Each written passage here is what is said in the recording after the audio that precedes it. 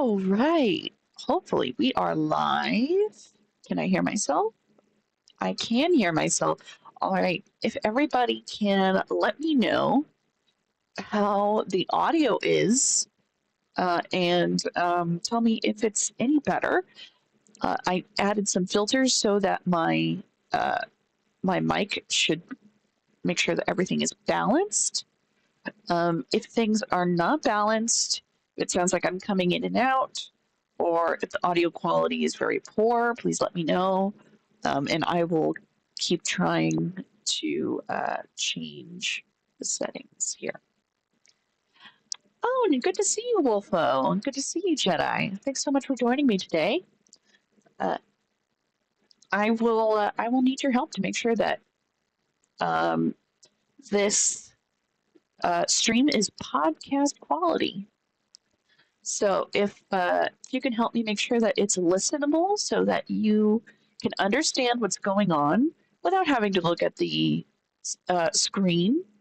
And if you could help me make sure that all the audio is understandable and bearable so that you don't want to click away the moment that you hear it. All right, so good afternoon, role players. Welcome to Quest to Assess. If you're new, my name's Vic, and I love sharing discussions about new perspectives and concepts with role-playing games as my medium. If you've only joined me during my Tuesday streams, prepare yourself for a wilder ride and deeper dive into complex topics. It's slightly crackly, Wolfo says. Okay, let me hear how it's coming across on my end. Let's see here. All right, is it crackly? That could just be my voice. I've got a bit of a. Does it sound like I've got a bit of a vocal fry going on, or are you actually hearing like artifacting?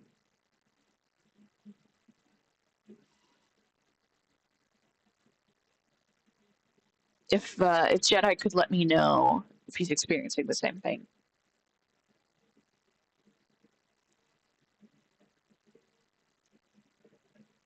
Yeah, I'm hearing it on my thing. And so far I'm not hearing it. Yeah, so I think it might be you, Wolfo. I'm sorry to say. But yeah, I got a little bit of a vocal fry right now just because of my throat, but I hope that's not too intolerable. I can increase the mic quality, but I can't fix my voice. So, all right. All that said, today we're going to continue our journey on Disco Elysium. Before we get started, I got to get my content warnings because this is a heavy one.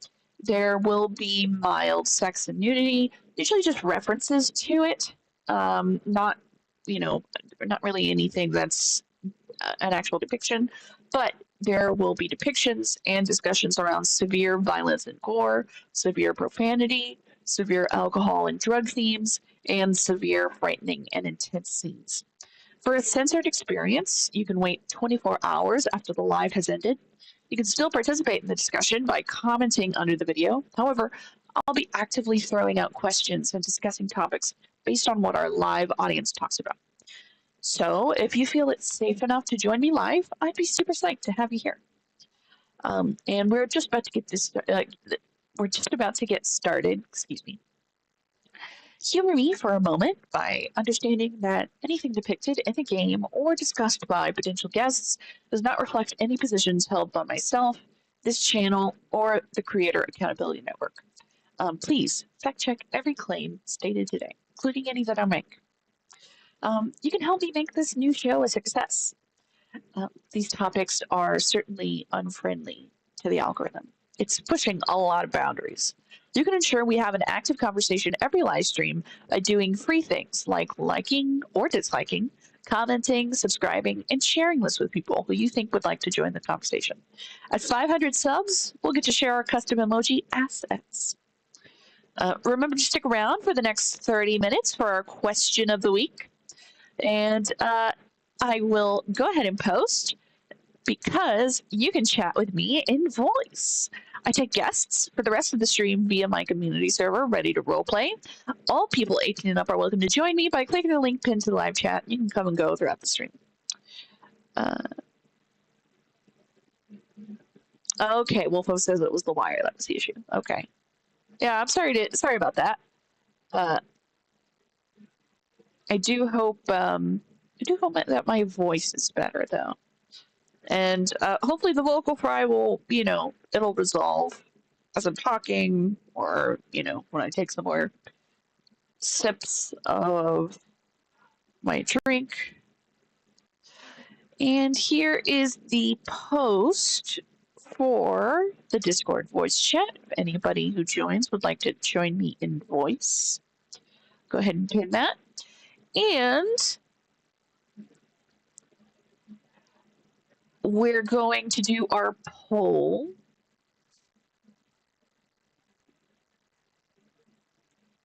Yes, I tend to drink. I tend to drink both water and a bit of milk.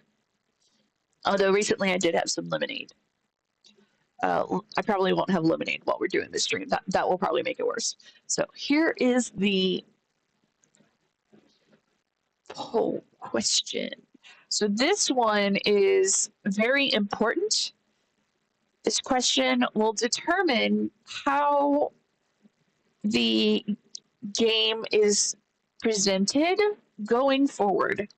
And our question today for our poll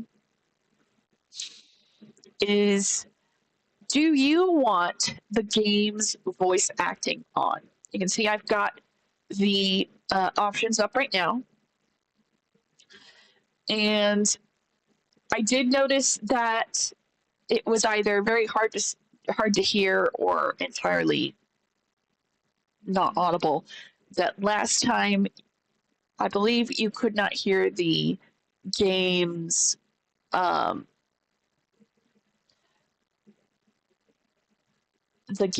voice acting when they did the dialogue. So they don't read out the player's responses, but there is voice acting for the character's dialogue, and it is very rich and it adds a lot of character.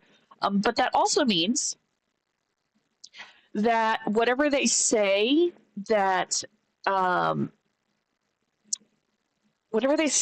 isn't, that might have a slur or a concerning bit, that means that is that's read aloud. So it will be voiced. And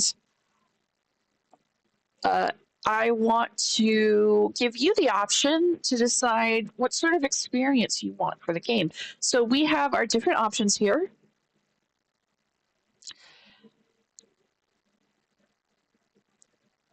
And the first option is to the question, do you want the game's voice acting on? The first answer is yes, bring it on. I'll put on the voice acting and I'll make sure that you can hear it, and I'll double check that you can hear it. I will still read out the player's responses, and the rest will be voice acting. The second is no, read it and self-censor. So I will be reading both the dialogue and the character responses, but I will skip or censor any of the more concerning bits that are part of the dialogue. Or, and this is an option if you want it, you want me to read it, but all uncensored. So you don't want me to censor, but you want me to read it all. Like I said, so their voice acting gives a lot of character. So whatever I do, obviously it's not going to be as good as what a voice actor can do. But if you want me to read it, where it's all uncensored, that's also an option. And the other one is, if you don't really have an opinion, you can just say you're here to like and sub. So let me know what you think, and that will decide how we will play the game. And I want to make sure, if you're not here live, and you're watching this as a recording, you can still give me your opinion in the comments. So also keep in mind that anything super egregious that isn't censored, I will try to like mute or blur. I was looking into the settings to see if there was a way to like mute the audio. It wasn't obviously apparent to me. I know that I can blur, and as the tracking, the blur tracking was like the object tracking for it was not, it wasn't loading at all.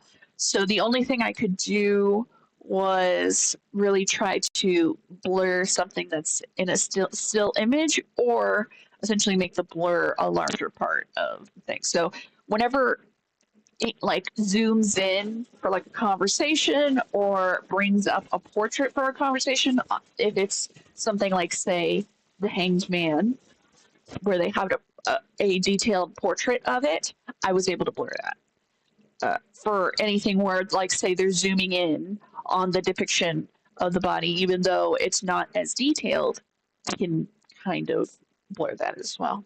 But anything where it's like moving, I'm hoping it's far away enough that you don't have to focus on it if you don't want to. So, so far, we have 2 votes, and we have 50% of people saying yes, bring it on, and 50% of people just saying they're here to like and celeb. So that would tell me that so far we're saying yes, bring it on. So for now, what we can do is set the game so that you can hear the voice. Let me make sure. Yeah, it's all full voiceover mode. Okay. And we have streamer mode. And then I want to make sure that you can hear it because I had just muted it while I was talking. So let me pull that up. I'm going to go to game capture.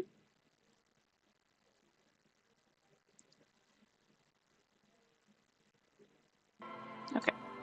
You should be able to hear it now. I've put it just a little bit below my voice, but if you need it louder, we can do that. And I will pull up chat on my phone so I can see it. Let me bring this up here. And we'll get started. So, let's get on down to Booktown. And please remember, keep an eye out for concepts that are new to you or that you want to explore. You can tell me about them in chat and we'll break it down. You know what I didn't do? I didn't give out my my announcements. The ads that I prepped it and everything, and I didn't do it, announce it on Discord. Let me share the live announcement so that people know that it's happening. And then we'll get started. Because, I don't know. Sometimes people are interested in it, sometimes they're not. It just depends.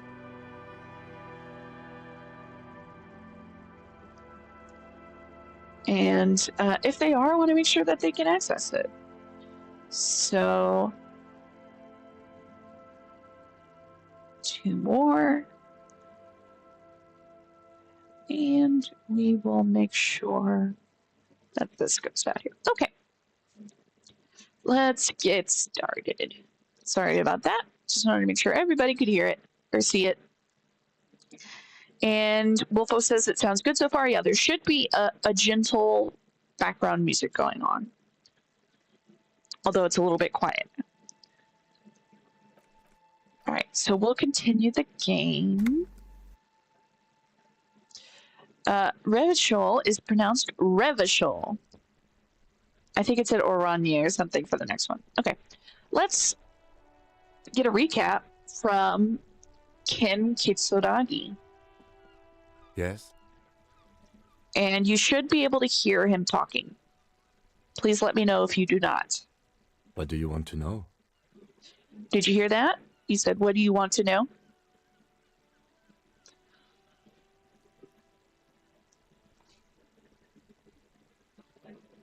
You did. Okay, great. So I asked him, tell me about the case. He said, what do you want to know? Let's say, so the first thing we have, literally anything about it. I can't remember a single thing. Or would you say this is a mysterious case? If we're from different precincts, why are we on the same case? So I think I can go through each of these. So I'm going to start the first one. Literally anything about it. I can't remember a single thing. Maybe you can tell me what you do know to help me narrow it down a bit. I know literally nothing about it, only what you told me before. Do you want me to brief you? Brief, yes, that sounds good. 3 days ago, the RCM emergencies desk received a report about a security guard who was found hanged in Martinez. An anonymous caller said there was a dead body behind the Whirling in Rags hostel cafeteria. The cadaver had been there for 4 days. No one had come to investigate. During that time, the victim had been stripped of his belongings. The caller did not identify him, but used the word lynching. There is an ongoing labor dispute between the local dock workers and the logistics company Wild Pines. I was told we should approach the death as part of this dispute. Interesting. I was suspicious of this being a lynching. Oh, we have Tilt with us. Good afternoon, my friends. Hope everyone is doing well. Yet another incredibly difficult week for my family. I'm really hoping I'll be back next week. Have a great show. Thanks so much, Tilt. Please take care of yourself, and don't worry about us over here. We love having you when you can join us, but I want to make sure that you are doing well and taking care of yourself. And please focus on your family. And we'll see you whenever you're ready. We'll always be here. All right. So, going back to this, so this seems to be at least preliminarily a dispute. The death seems to be involving the dispute between the local dock workers, which we have so far heard that the union dock workers are practically the, how do I put it? Like, they run the place. And that's why when we contacted Sylvie, if you weren't here last time, we contacted Sylvie, who worked as an employee at the, what was it called? The Whirling in Rags hostel cafeteria. She said that she was afraid to call our police department. She was afraid to call the RCM because she thought that the union dock workers would handle it, and it went unreported for weeks because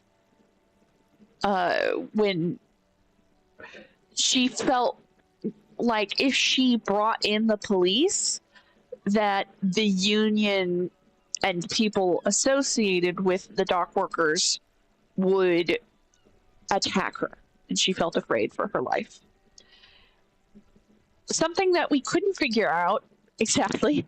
We have a hunch, but she quit from her job at the Whirling in Rags. She said she was trying to avoid a guy. I have my suspicions that it was probably us. We were probably the guys she was trying to avoid, but we failed the role that would have allowed us to know for sure, and So our character thinks that she's avoiding the cafeteria manager, something Gart.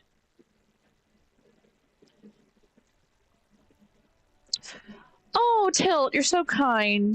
Thank you so much. I really appreciate you. You didn't have to do all that, but you're very kind. Thank you. Please take care of yourself.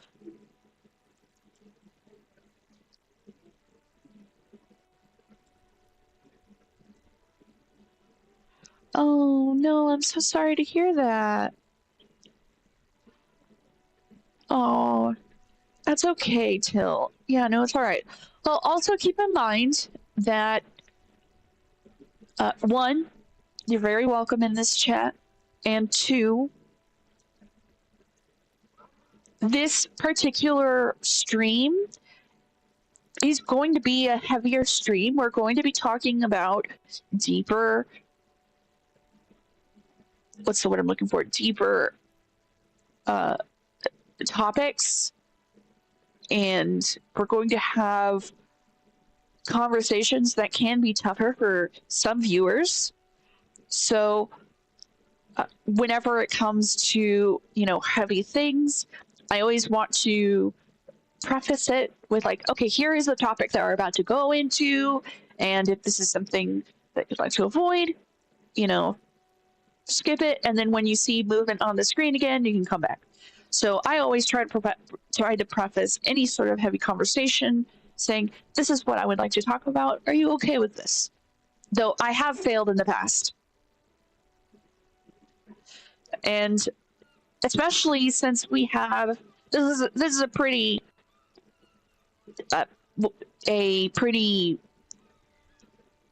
like private chat. And also YouTube wouldn't allow me to put the live chat replay on. For some reason that was grayed out. So whatever you say, it's not recorded. So if people in the chat say that they're okay with it, you're welcome to share as much as you feel you need to. So please do what you need to. Take care of yourself.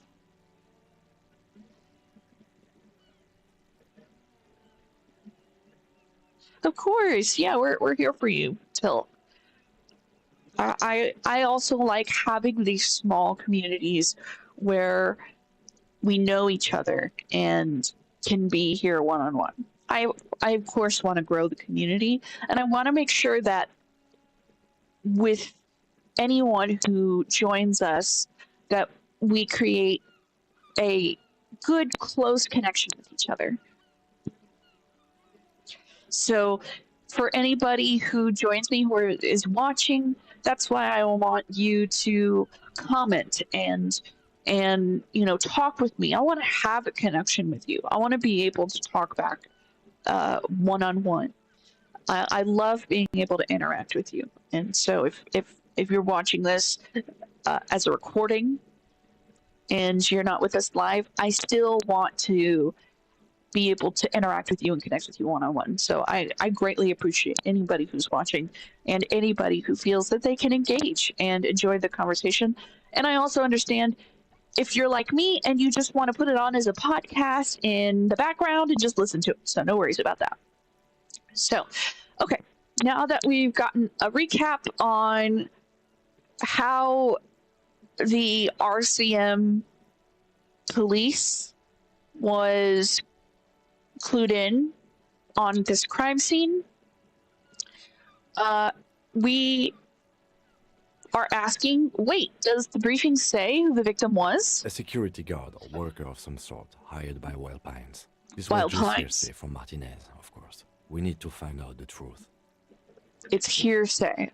So we have hearsay that it's a security guard or worker hired by Wild Pines.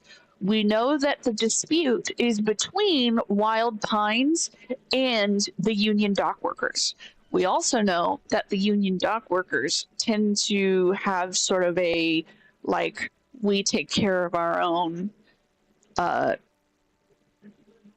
we're the actual security in I guess Martinez. I think that's it. I don't think they go. Well, maybe it's.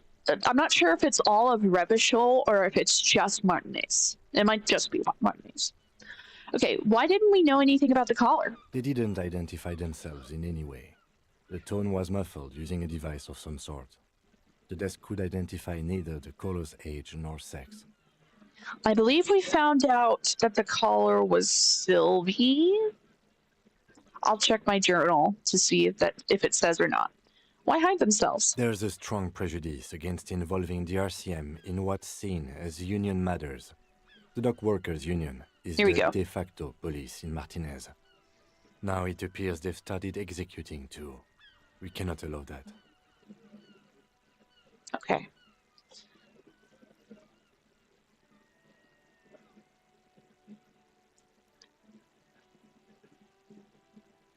Well, sorry, I can only interact on Thursdays. That's great.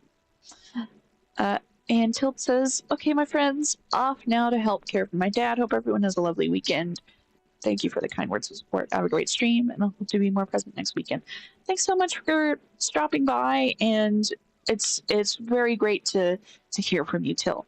So please take care of yourself and your family, and we'll see you whenever you want to come back and say hi. Okay, so let's double check. Hold on, and the RCM is... That's us, the Revachol Citizens Militia. We're the police in this city. Citizens Militia. I kept forgetting what that stood for. Okay, Revachol Citizens Militia. The RCM, or the Revachol Citizens Militia, is the police force you and him are part of. A self-organized peace corps of the occupied city of Revachol. The RCM operates within a legal twilight, yet its authority is rarely questioned. It's super useful to know this. I imagine so. If you're kind of working around in an organization, it's probably super useful. Looks like I just barely passed that. Okay. I would like to say, let me just make this perfectly clear. Our job here is to find the killer. That's right. That's right. Would you say this is a mysterious case? No, it's not a particularly mysterious case. Why not? The deceased is a security guard for a corporation involved in a labor dispute. It doesn't take a DeLorean polymath to put the pieces together. I just don't see the case getting more mysterious than that.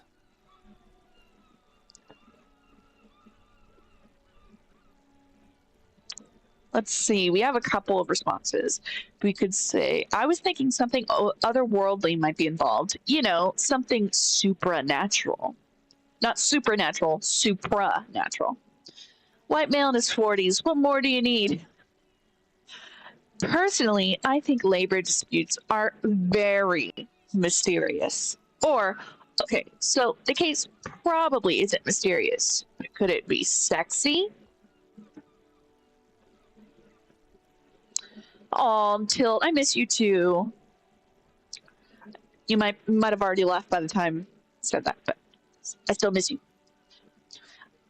So, we tend to be a pretty imaginative person so far, especially with our, what was it called? Something empire, where, like, I don't know, it's like mental empire, imaginative, something like where we're just very imaginative. And we have our companion Necktie with us. Our companion Necktie always gives us sound advice. So, I'm thinking, I was thinking something otherworldly might be involved, you know, something supernatural. Or, personally, I think labor disputes are very mysterious.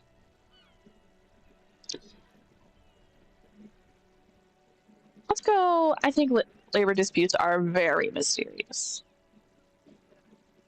Then you are in luck, because we are in the midst of a major strike by the dock workers union. Maybe more than that. The union clearly wants a peace Not just of the industrial harbor, but the Wild Pines Corporation itself. Ooh. Is this a strike then? Or the first shots in a workers' coup? Interesting. I expect the case itself to be less challenging than navigating these community matters. This district isn't used to the RCM's presence, and the Union rarely overplays its hand, as it appears to have done in this case. Jedi says, I vote we name our necktie Venom since it is clearly an alien symbiote. I love that. That is hilarious. I'm down for that. Venom, the necktie. I like it. Okay. So, Union rarely overplays its hand, as it appears to have done in this case. Wait, so is this a strike or an attempted coup? Strike, coup, revolution. It's brigandage, however you parse it. You feel something rising through you, a familiar feeling, an opinion taking form. We're forming an opinion!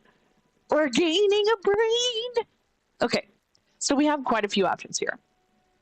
Damn, we've got quite a few options here. We got 5. Okay. We should ground the workers into fine paste and feed them to the pigs. That's maybe a little too much. We should ground the owners into fine paste and feed them to the pigs. With this little foreknowledge, I am unsure which side to grind into pig's feed. The decision must ferment in me. Also, nationalism. I'm not sure if nationalism is like, if that comment is about ourselves or the people. I don't think grounding one or the other side into pig's feed will do anyone favors. I am really, really smart. I spent the last 20 seconds deciding on which side to ground into pig's feed. Why?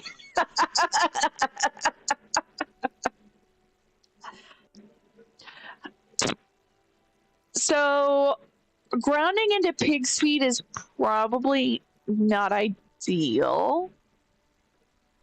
Wolfo says number 5. I kind of agree. Jedi, do you want to give in your opinion?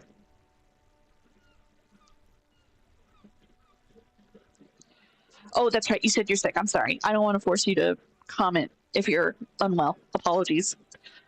Yeah. Okay. Wolfo. We'll probably go with number 5. I spent the last 20 seconds deciding on which side to ground into pig's feed. Why? Politics is habit forming and hazardous. It is also irrelevant to police work. You're right to doubt the impulse. It might be detrimental to our task here. From an imaginary fan. From an imaginary fan? I don't get the relevance of that. You're right to doubt the impulse. It might be detrimental to our task here. From an imaginary fan. What? Now, was there anything else you wanted to know about the case? If you know what that conceptualization meant in response to Kim's comment, like, I don't understand. From an imaginary fan. I don't get what that means. I'm probably very dumb. Okay. So, we should do quickly for different precincts. Why are we on the same case? I'm afraid you and I are pawns in a pissing competition. He considered the phrasing before saying that. So we're in a pissing competition. His disdain is clear. This man would not use such an expression otherwise. Yeah, he seems pretty careful with his words. He likes to be pretty professional. What do you mean? You don't know? I assumed you were in on it. Assumed we're in on it. You know what I'm in on. Retrograde amnesia. Better still than an imbecilic cop-off. Cop-off? It's just stupidity. We shouldn't waste any more time on it. If you want my take, ask me after we've inspected the victim. Should I pursue this or let it go? I'm gonna give it up to you. Keeping in mind that we do know that certain conversations, like the more we pursue it, the more time advances.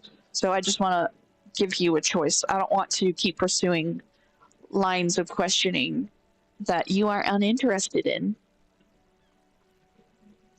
So should we keep pursuing this to figure out why there's a pissing competition between the precincts in our civilians militia, or if we should let it go for now? And we did inspect the victim, though. Well, we went up to the victim. I see Jester has joined us. Everyone knows that neckties are dishonest. Oh. Well, Jester, I don't know if you were around, but I'm sure you can see in chat, Jedi has said that that the necktie is obviously an alien symbiote, and that we should name it Venom. So if that sways you, it would probably make you think it's more dishonest, to be honest. But okay, Jedi says option 1. Okay, we can do that. If you're interested in why there's a pissing contest between the precincts, you should tell me now. This seems relevant. Later. Was there anything else you wanted to know about the case? Later. Okay, well, guess we're not finding that out right now. He's very, very clear about that. Okay, actually, I have all I need for now. The lieutenant nods. Let's see. I think you should know that I can't remember anything. No response. He just arches his brow. I feel like I must repeat this. I don't remember anything. There was heavy drinking involved. Have you tried concentrating on something other than your personal affairs? Have you ever considered how detrimental it might be to solving a case if your partner has complete retrograde amnesia the day that you meet them? I mean, and it might just be more than personal affairs. It might affect, I don't know, how you solve the freaking case. There is a sudden, harsh edge to his voice, like he's tired of hearing about your personal affairs.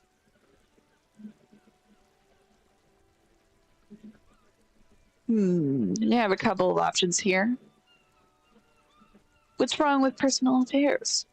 Or, so what should I concentrate on? 3 is, but I'm completely lacking in basic information about even this organization we're in. Can you help me? Or 4, I'm afraid this is a medical situation. I mean, it is a medical situation. Also, we can let it be. Is fun for number 5. But I'm just thinking, you know, he's kind of being dumb if he's just ignoring the fact that we're totally incompetent about everything now.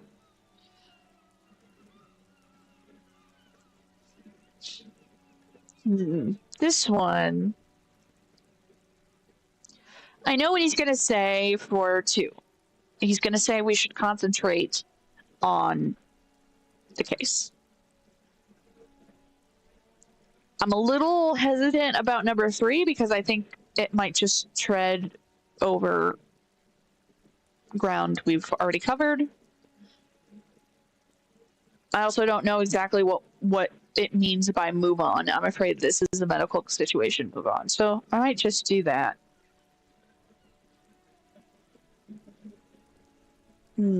Or number 3. I think we've already gone over what the organization is, so let's go with number 4. So I'm afraid this is a medical situation. And in parentheses it says move on. Really? You look fine to me.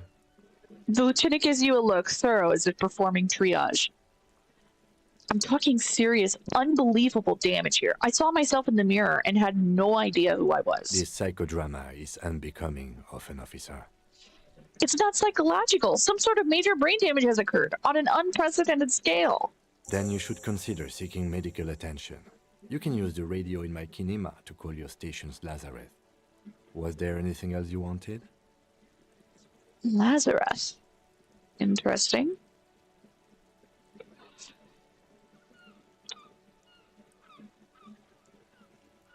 We should ask Agent Venom for advice. Unfortunately, Agent Venom seems to be an independent organism who offers their advice whenever they choose. And it's hard for us to, like, talk to actively conversate with them. Okay, so open trash container. There's a lock. We need to speak with the manager, Gart, because I am too weak to pry it open with the thing. The pissing competition. Apparently there was a pissing match between Precinct 41, mine, and Precinct 57. Kim's asked him about this after the initial inspection of the dead bodies done and colonization's labyrinth. How are we on our thoughts here? We're almost done with Guillaume Le Million. That's got 33 minutes remaining, and our lonesome long way home. We're trying to figure out where our home might be. We have a -1 to logic until we finish Guillaume Le Million's thoughts, and we have a +1 to encyclopedia while we're thinking about it. So, Agent Venom deserves his own theme. Oh, I love it. Okay, so we'll talk to this girl, I guess. Hello, sir. Step right in. The store is open. The young girl with chubby red cheeks waves at you, smiling. Her nose is also red from the cold. We just have an option that says, I am the law. I just say hello. I don't want to scare her. Are you interested in a new and exciting book? She stomps her feet to feel warmer.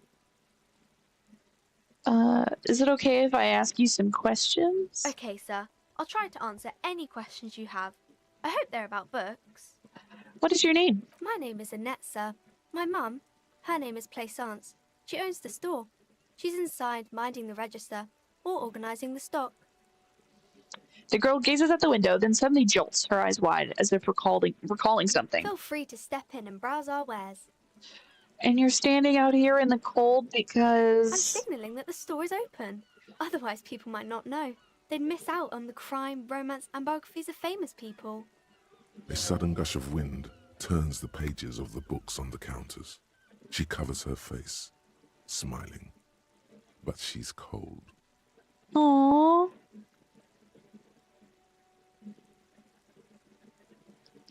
I could help by brutally dismantling the free market. Let's go with number 1. You're cold. Can I help in some way? I am interested in number 4, but that's not going to help her immediately. So you're cold. Can I help in some way? Kind of you to offer, sir. She doesn't know what else to say. What could you do to help her anyway? What could you do to help her anyway? I could help by brutally dismantling the free market. Thank you, sir. I'm glad to help Mum out with the store. She doesn't seem to understand what you said.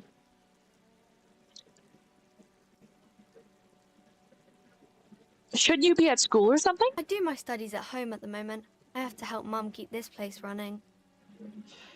Isn't going to school more important than this? Or what is school anyway? Mum says it's necessary to do both because it builds character. Mum says a proper worker is dutiful. That's how you get ahead in life. You succeed. There is stress and unease behind these words. She's reciting etiquette. How's the business going? Mum says it's peachy. She was a little afraid at first. There's talk about this house being cursed. She looked over her shoulder while she said that. Behind her, the window has been boarded up. You sense the boards creaking, twisting for a second, and some kind of doubt in her tense shoulders. Good to hear that it's going well. There's nothing to worry about. Here, we'll ask Kirsten, what way? Cursed in the way that makes them say that no business has ever really thrived here, sir. That they all go, She's looking for the right word. Ass up. Well, we are quest to assess, so we'll say ass up. I wouldn't really say it like that, but I guess so. She blushes. The sound is rather serious. I should probably look into this. Narrow your eyes and look through the creaking boards on the window. We can go into the bookstore and ask about the case, but I don't see much more to look into here. The lieutenant makes a note in his notebook. Yes. Please do also look at our wares inside. The postcards and board games are there, sir.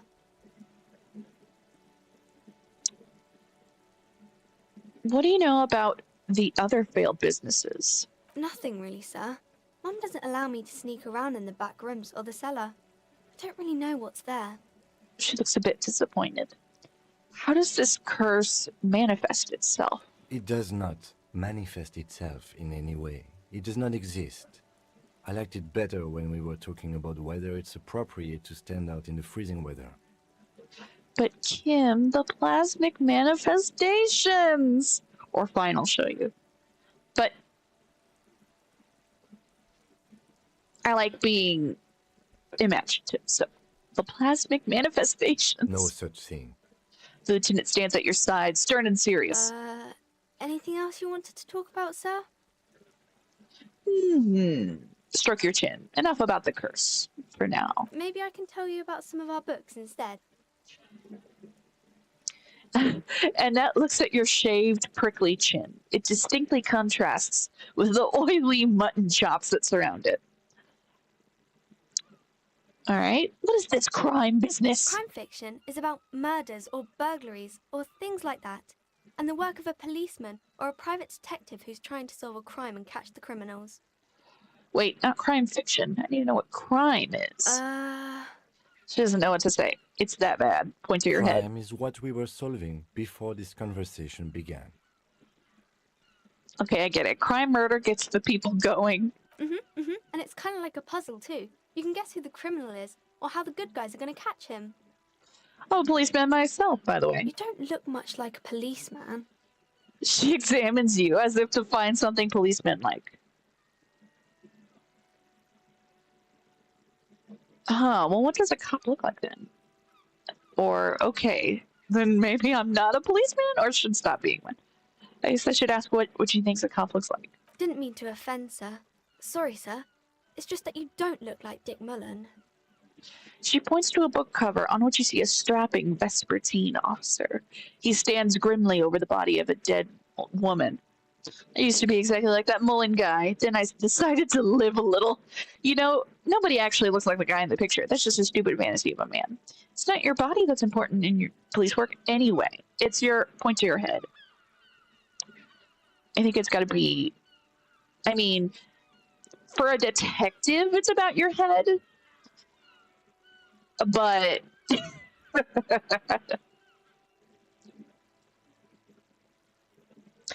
Hey, Spooky! Good to see ya. Thanks for joining. You guys should help me come up with a new Agent Venom theme for our companion necktie. So, let's say it's not your body that's important in police work anyway. It's your point to your head. Head? Yes. No, it's your soul. Your blue soul. I don't have an option. Soul. That Mullen guy looks like a Hempelman. I don't know what that is. Who could respect that face? It's not even drawn correctly. He lacks soul. I'm not sure I understand. She examines the illustration of Dick Mullen, attempting to find his soul. A policeman's got to have the right stuff, an ingrained sense of the law. No one would follow a weakling like Mullen. If you say so, sir. He's just a fictional character. He's no match for your soul. Maybe you can show me some real police work, sir. Like in the books. The cover image of Dick Mullen seems to stare at you with harsh disapproval. Okay, let's try. Composure, challenging, but we have some pluses. We saw her anxious body language. We saw she's in the cold, and we saw she's afraid of the curse. So I can also retry it as well if I need to later. Okay, I'm going to deduce something now. The girl keeps her Ilya. hands folded, hidden. Why is that? Hey, why do you keep your hands folded? What do you mean, sir? She looks wary. She knows where this is going.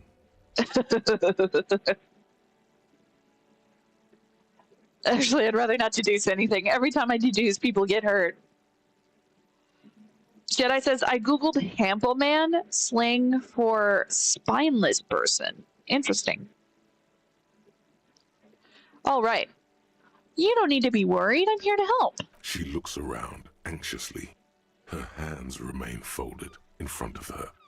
She doesn't want to show them. The lieutenant stands by, looking at the two of you with little interest.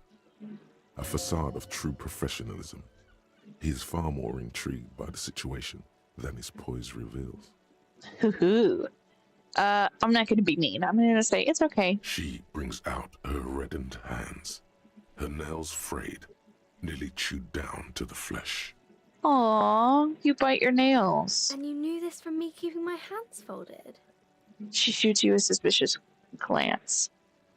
Super simple for a detective such as myself. There are a few other hints. Well, that proves nothing. Anyone could do an easy deduction like that. Her eyes flash with defiance. She's not impressed. She actually is impressed. This is more like a defensive reflex. Okay, I have two options here. I can say want more, but I can figure out why you bite your nails. I got a few reasons in mind, which that could be a little personal. Or two, you think so? Fine, do better. To do something about me.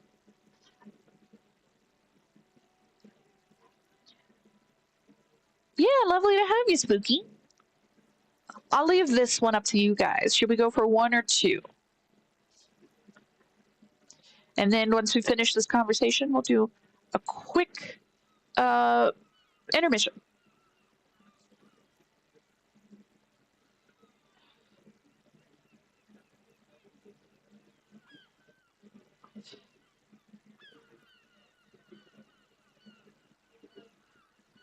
Jedi says one.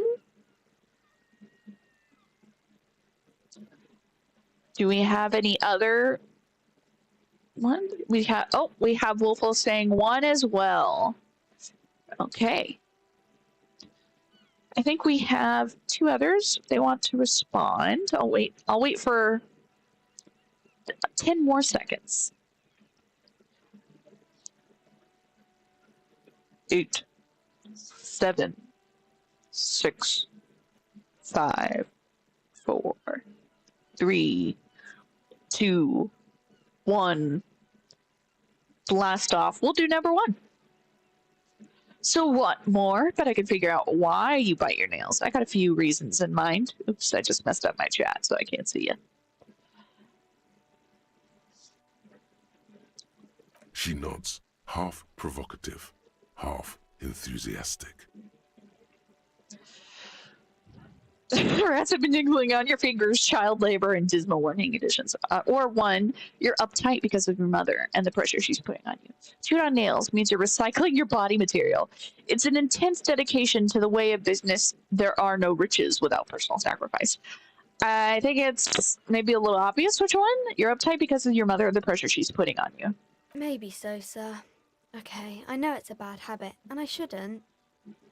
Either way, another ace deduction by the number 1 detective in town. Or 2, I hope this entertains you. I hope this entertained you. It was okay, sir. She's still got a rebellious streak. There's more that can be achieved here. Ask her to do the same. Yeah. Let's spark her interest in deduction. You think so? Fine. Do better. To do something about me. You're quite sober. She snaps back quickly. The lieutenant does not flinch at the comment. He does not flinch even a single bit. He is intensely not flinching. It takes effort. Wait, how do you know? I'm usually not. Or 3, I am also sad and my head hurts. I'm sorry, sir. I hope things get better soon. She looks me in the eye, a gleam of sympathy on her face. There she stands, swaying on her feet, assaulted by the early spring breeze. She smiles at you. The whole situation suddenly feels familiar, somehow. Interesting.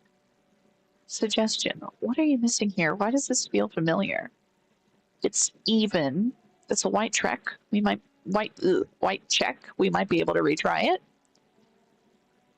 Yeah, let's give it a shot. I want to know what we're missing here and why it feels familiar. Spooky says, I don't know what's going on. I'm old and confused. Apparently, so is our character.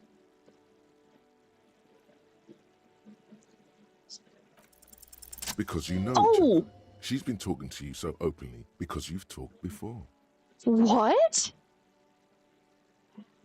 Hang on. So you know me? We've met before? Yes, I stand in this spot all the time.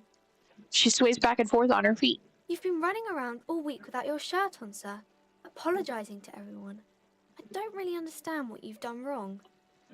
Did I ever talk to you? Of course, you've stopped by a few times. You certainly look better than the last time I saw you. Oh, she looks at you intently. I'm gonna say thanks. I'm trying. What do you mean better? I look like shit. Well, compared to Spooky, you haven't been here, but we have learned that our character. So right now, our character has amnesia, and we've learned since we woke up that our character is an absolute hot mess, total disaster. Has been drinking like crazy for the last 3 days, has been causing all sorts of destruction and chaos, and is like everyone hates him. Like nobody really knows us here because we've only been here for 3 days, but we have left such a negative impression that some people are scared of us, some people hate us, and some people are confused by us. So I've been trying to maybe change that a little bit, and that's why I'm going to say thanks. I'm trying.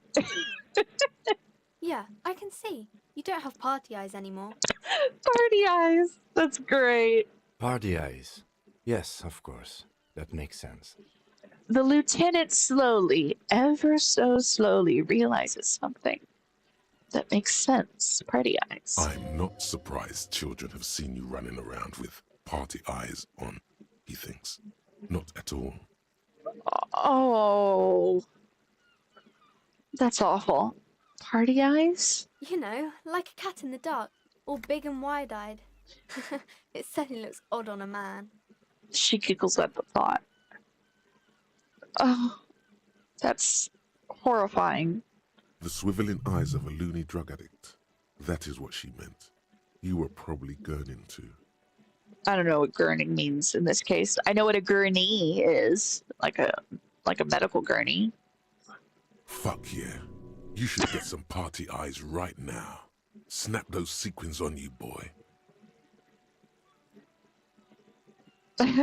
Does that mean I've been partaking in narcotics? Or the girl doesn't know what she's talking about. Forget this. I'm gonna... Yeah. I'm gonna go with number 1. Does that mean I've been partaking in narcotics?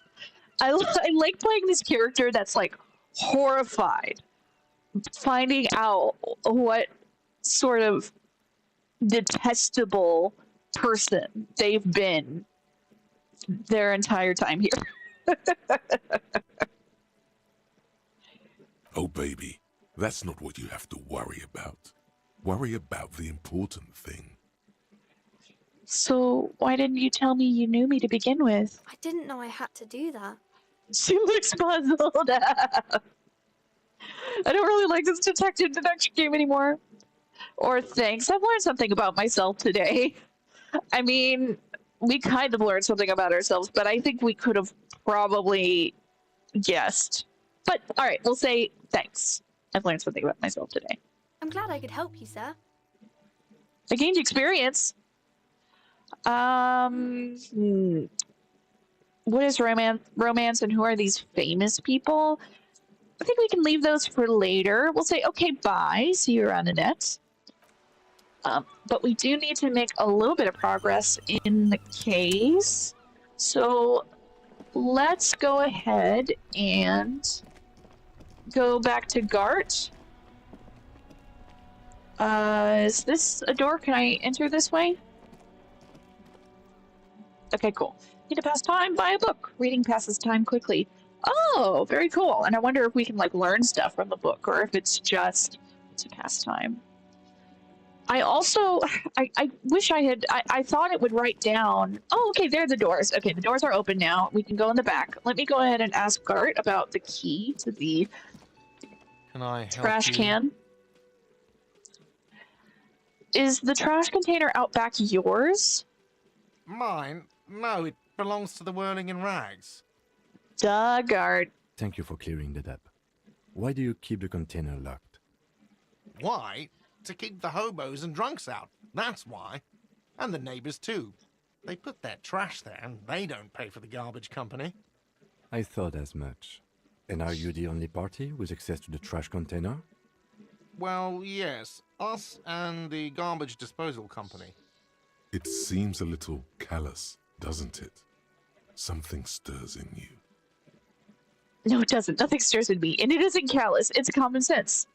I wonder what this feeling is. It's probably empathy. Prod at him and find out. Doesn't it seem callous to you, guarding even your leftovers from the poor? Callous? What are you, Kras Mazov? Almost all establishments in Revachol keep their trash locked. The Whirling in Rags is not special in that regard. That doesn't mean that it's okay. Krasmazov, nom de guerre, was an economist and a historical materialist. He was a leading figure on the Grad side of the Centennial Revolution, where he headed the 9-day government. Mazov is considered the father of scientific communism, Mazovian thought, or Mazovianism. So essentially, Karl Marx. In fact, we've even got the same initials, KM. He was a leading figure on the Grad side of the Centennial Revolution. The voiceover said something different from the text. The voiceover said 9-day government, and the text says 11-day government. So hope that doesn't matter too much. Yum yum, tell me more. He killed himself. Oh shit. Oh my god, I'm so sorry. I shouldn't laugh at that. I apologize. I'm so sorry. I just didn't expect that.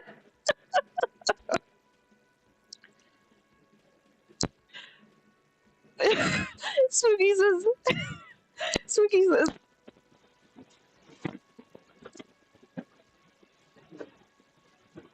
Man.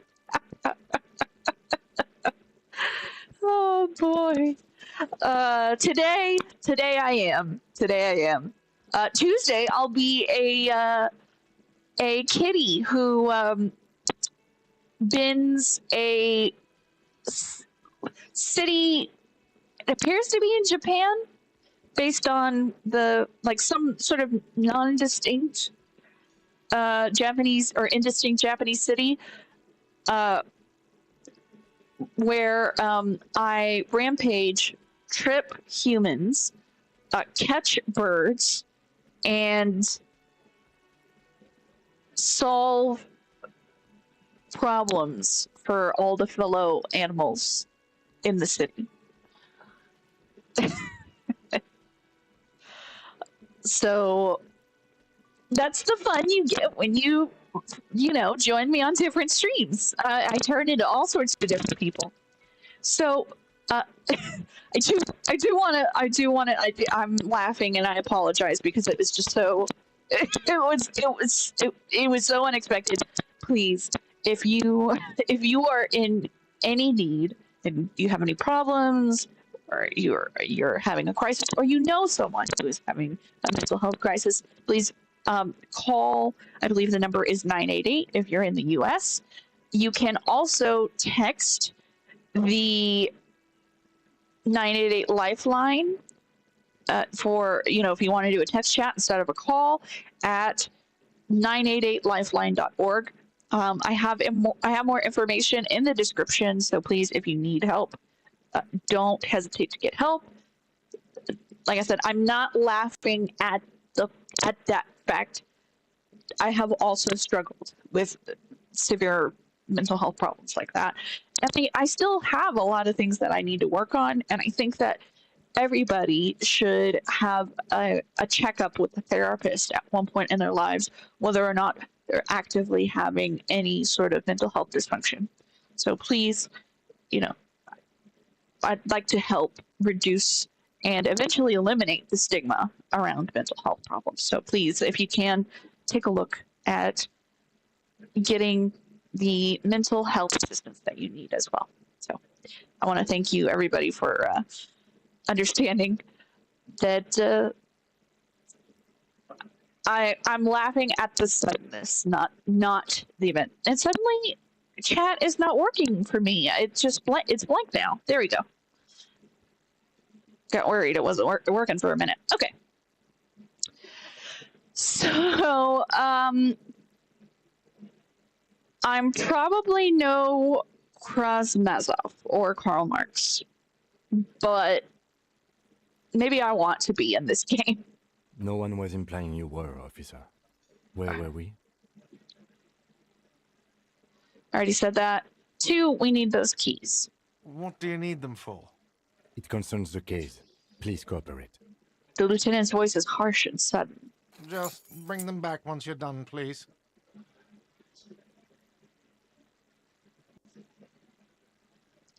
Interesting. What's 2?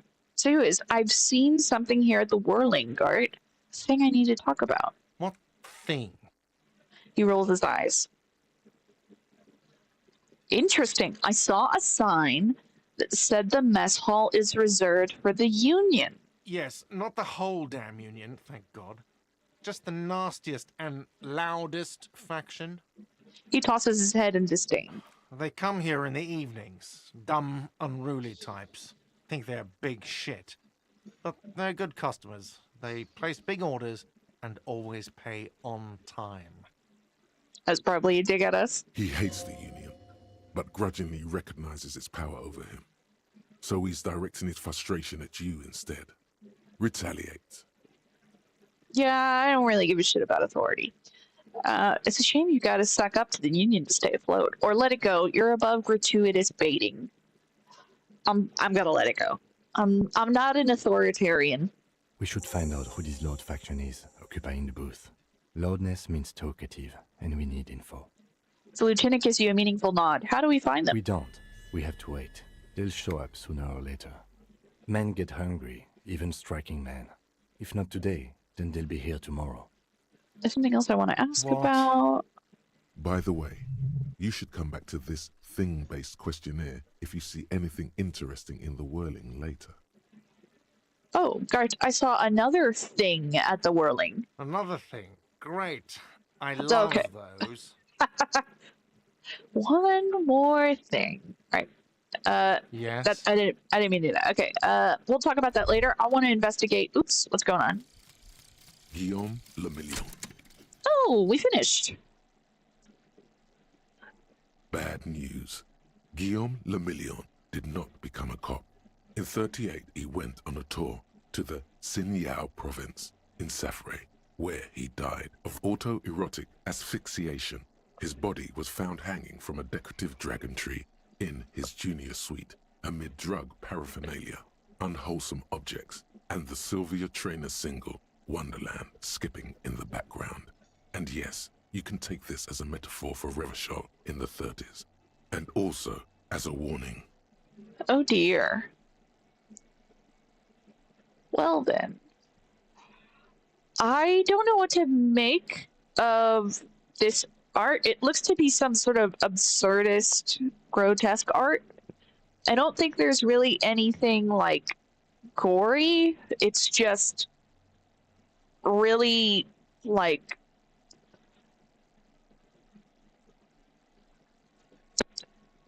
what's the Salvador Dali sort of thing, Dali-esque.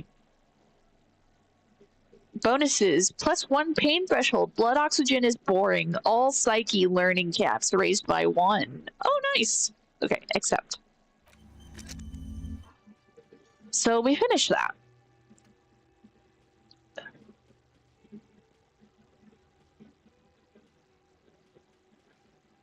So it stays as a thought, apparently, and I can choose to forget it if I need to. Okay, let's take a look. What's going on here? Okay, all right. Take a look at our thing. Find out who is in the union box. They're not here today, but most likely they'll eventually show up. Keep an eye out for them. Okay. So we need to go in here because this is a timely thing. Please get out of my way. Thank you.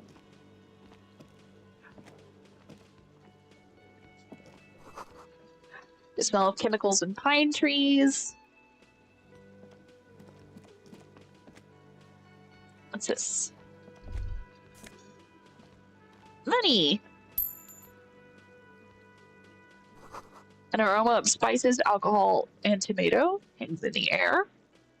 By the way, for those listening, so we have entered the Whirling in Rags cafeteria and hostel. This is where we've been staying, and we are now in the kitchen.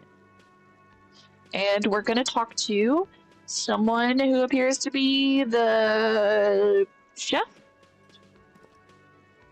A thin man is smoking below an exhaust hood, occasionally sipping from his mug. This must be the Whirling's cook. As you step in, he nods toward the table and says something in a completely foreign language. The only words you can make out are Garancy and Kubek. It must be his name. Garancy. Garancy Kubek. Sounds representative. We failed the logic, so that probably isn't his name.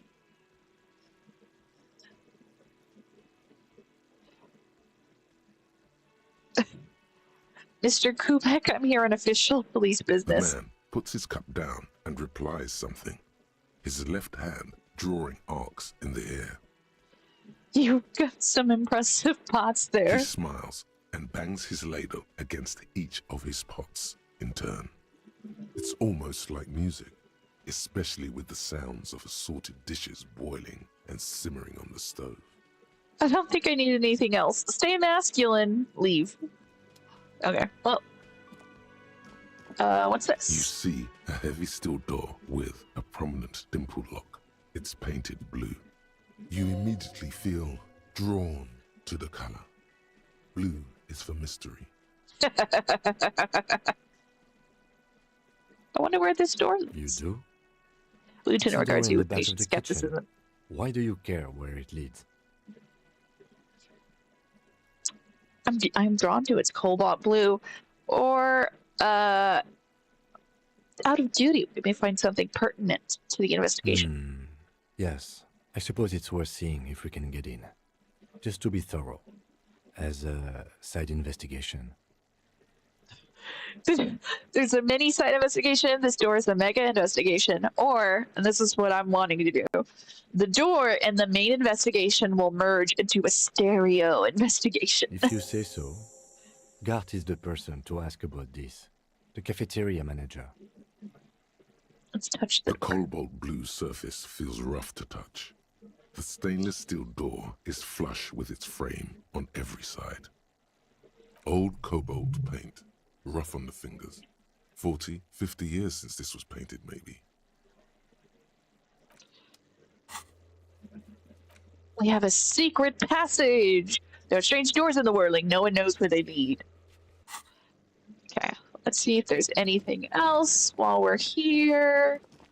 I really wish I could figure out when that door. Ooh, what's going on? That sugary black rum stain on the counter makes you teary-eyed with joy. It's almost touching how syrupy and sticky it is. How long have you been up already? 2 hours? An hour would have been bad. 2 hours is mystical. You have truly wiped out all trace of yourself if you haven't thought about rum and lemonade yet. Actually, should I be thinking about this? Looks like drinking hasn't turned out too well for me. Maybe you haven't turned out well for your drinking. Have you thought about that? Get a goddamn rum and lemonade to yourself, boy. Or better yet, lick that stain off the counter. Lick it, don't lick it. Lick it, but only a little. Spooky says, I made a visit to Karl Marx's gravesite when I lived in London during my student days in London. He had a magnificent bust on it. Very impressive. Oh, very cool. This option could make our efforts go sideways. So,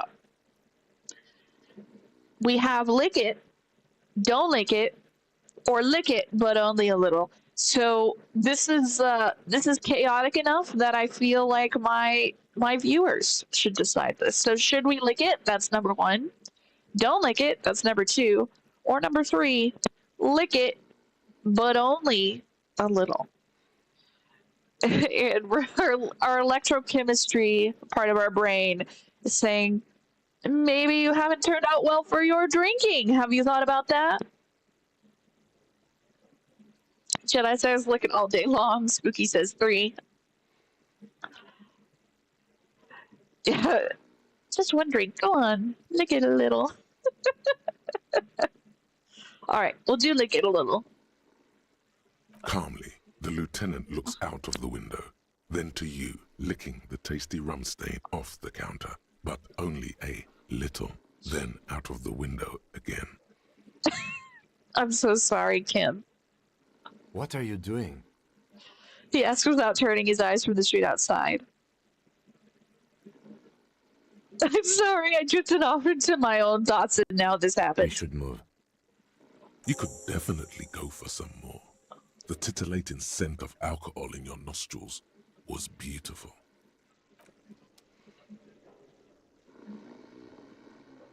The worker is in a deep... Perhaps he's on his way to where you just came from, into the primordial darkness. A colorful piece of plastic is dangling from his carabiner. Makes your fingers itch. Inspect the piece of plastic on his It's carabiner. a dock worker's ID, doubling as a shift card and a job permit. A young, able-bodied man stares back at you from the photo. Santiago S. John. +1 ruckus talking to guard. Let's try wake him up. There is only one way to wake this bone idol from his slumber. Roar like a hurricane. Rip the buildings from the earth. Since he's a dock worker, I probably don't want to say, this is an order, I am the law. So let's go, no words, just a primordial scream. Why the yelling, man? The 30-something man slowly lifts his head and gives you a pensive look. Looks like a Sow descendant. A lot of Sow dock workers around. Just wanted to see what would happen if I yelled. You're alive? You looked out for the long count there. Wait, what? No, he was just sleeping. What do you want, officer? He seems pissed off. Officer, even after a rude awakening, this dock worker respects the police more than they usually do, at least. Oh, he works for the Wild Pines. We have a lot here. See anything interesting in your dreams? Thank God, no.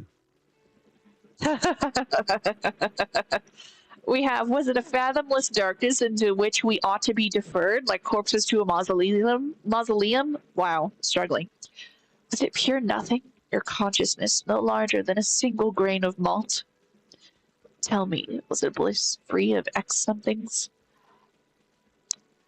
Let's go with, was it a pure nothing, your consciousness no longer than a single grain of malt? The worker stares at you, his eyes dry from sleep. A web of wrinkles covers his tanned forehead. I don't know what you're talking about, kind sir. But when I'm out, then I'm really out. No malt grains or whatever, no poetry stuff, just quality time. A little me time in the abyssal pelagic zone.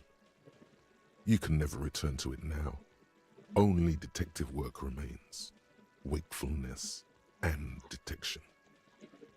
Tell me about Wild Pines. Point to the writing on his overalls. That's the name of my employer. I work in logistics. He doesn't sound too enthusiastic about this. How's that going? How's it going? Oh gosh, that was hard to not copy. All right, the dock worker lets out a big yawn, then stares at the cafeteria's terrace doors. Some fingerprints glisten on the glass. Haven't you noticed what's going on outside? Of course, it's a total madhouse. I've almost never been outside of this building, but yeah, of course, it's a total madhouse. Good. Then you understand the gist of it. We would all be better off without the employers and their employment. For one, I could get some goddamn shut-eye. Right to sleep, I say. He rubs his eyes and lets his head fall back on the table. Why are you sleeping here while the others are out striking? They got it. Majoret's got it. He's guarding the gate. I'm just getting some sleep. Or was. Who's behind organizing the strike? We are. The workers. The union. We know what we need. You mean What's there's... right for us. Oops, you mean there's no leader? Okay. I guess there's also Everard. He's in charge of the union. He's smart. Knows how to negotiate. He's got our back. What about the dead body in the yard? Yeah. What about it? You seem cool with it. Do you have many of those hanging from the trees here?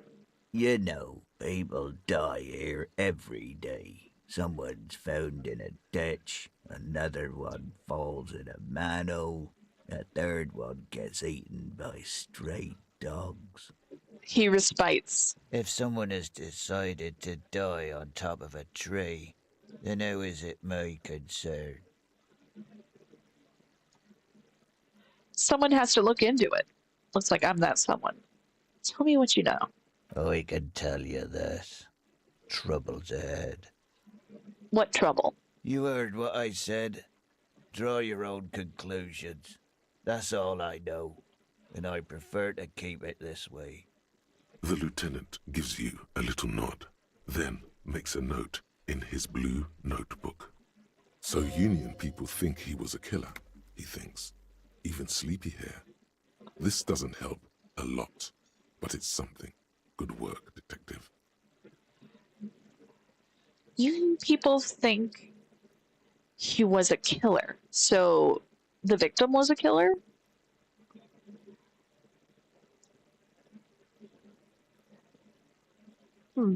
Okay. Yours? Point at the bottle and the spilled rum. Indeed. Help yourself to some. He Wait. blinks. No. Oh, it's empty. Sorry about that, pal. I already had some. It's a fine rum. Knocks you right out when you drown a bottle or two. He rubs his face, then buries it in his hands. You can hear a faint snore. All right, I'll let you sleep. The dock worker doesn't answer. His head is already back down on the table, in sweet sleep. Lovely. Find booze and drink it. The hangover feels really bad. You have to take the edge off. Find a bottle of alcohol. Put it in your hand. Equip it in the health slot in your inventory, and the magic will happen by its own. Let's see here. Oops. Okay. I think we good. I was just saying. All right. Is there anything else? I don't think so. We'll ask guard Can I help guard you? about. Another thing. Great. There's a mysterious love blue those. steel door in the back of the Oh, kitchen. yes, that door, sure. There's nothing mysterious about it. It's just a door. He shrugs. Do you know what's behind it? Do you have? No, I don't have a key. I don't know how to get there. And I don't care either. It's not like I've been wondering about it for 10 years. It's just a frit warehouse, probably. Or some boring storage space with a bunch of old junk and dust. Junk and dust. He runs his finger across the counter to check for dirt. He's attempting to maintain an air of indifference. It's absolutely not convincing. I think you'd like to know what's back there. Fine, okay, a little. But my job doesn't leave me time for wondering about one locked door in one of the cafeterias I manage. So I haven't opened it. I have cleaned the whole place 100 times over, though, after the animals. And I haven't found a key, so good luck with that. Yes? Absolutely out of the question. You wait and see, cafeteria manager. Absolutely in the question.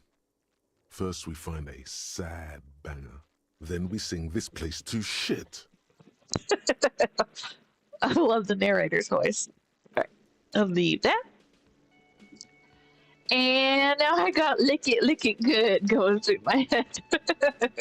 Oh, before we get too far, because we're probably going to wrap it up in about 30 minutes, I do want to do our quick intermission stuff that I forgot.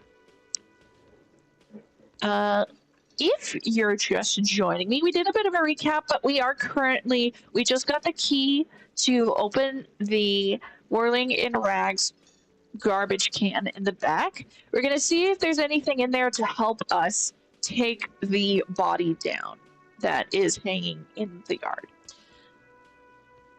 We also got to see the kitchen a little bit. Our question of the week that I have not gotten to, I meant to do that 30 minutes in, I apologize, so I hope it was worth the wait. What do you think is the cause of the hanged man's demise? We've gotten quite a bit of information now that's still kind of based on hunches at the moment, but we could probably formulate some hypotheses. Apologies. By the way, I'm planning on running a D&D one-shot in the Sword Coast with 5e 2014. If that sounds interesting, you can check it out. And they're looking for a group channel of any ready to roleplay, of my ready to roleplay server. The link is not only on the screen, but it's in the description. I do want to say that you made this live show possible. I want to thank you for helping me reach my channel goal.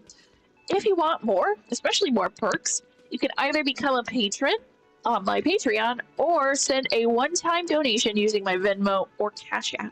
Last to ensure that every cent goes to funding the channel. All of that is in the description under... If that was worth the wait. Find me here. It's under the Find Me Here part in my description. If it's not in your budget, just really engaging and sharing is a huge help. There's no discussion without you. Also, don't forget that there are ethical resources and information waiting for you in the description under ethical advocacy. And we will look at the poll. Oh, we have one vote for read it and self-censor. Interesting. Okay. So far, we have a 50% vote still for yes, bring it on. And for the person who voted self-censor, do keep... I want you to know if the live stream is a little too rough. If you wait 24 hours after the stream has ended, I will censor some of the harder stuff. So the swears that are your F-bombs, your S-bombs, things like that, that will stay the same because I don't know, I tend to use it myself. I'm sorry, I've reached the yawny stage because I can't breathe. And Spooky says, I have been awesome today. Thanks for noticing. I'm glad that you've been awesome. So, with all that said, I do appreciate everybody who voted, and also yes, I'll be censoring things that are like slurs or things that maybe are like too sexual or stuff like that. So, it shouldn't be like anything worse than like a Deadpool movie. So still rated R, but it won't be like I'll blur out things that are like grotesque or slurs or things like that. They did thankfully censor the F slur, but then I think they also used like some sort of, what's the word I'm looking for? Some sort of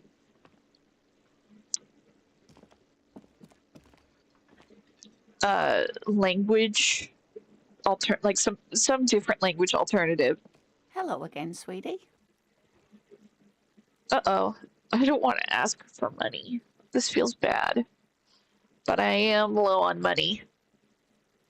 Sweetie needs money. Do sweeties get money?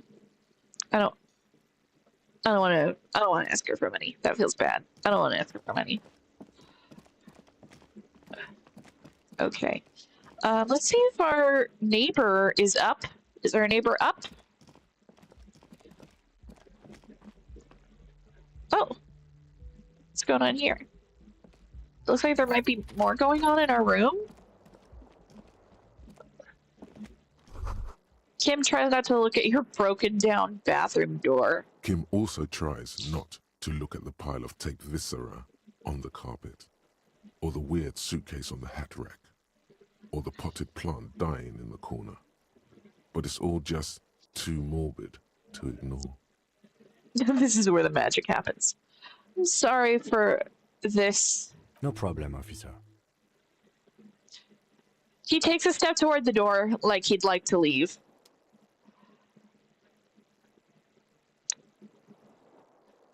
Oh, here we go. I can now access the bed is the thing. cold and not particularly inviting, but it's yours. The sheets look awful. The option to go to sleep becomes available every night after 9 p.m. 2100. No time to rest yet. Interesting.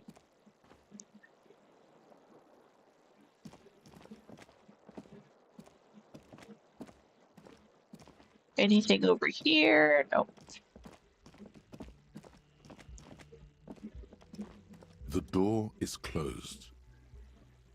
Still nothing. The lieutenant gives you a quick glance. He doesn't like where this is going. Oh, whoops. Okay, I just wanted to knock to see if she was available again. All right. Anything here? Oh, we have a thought. Nothing on the front page rings a bell. Strange.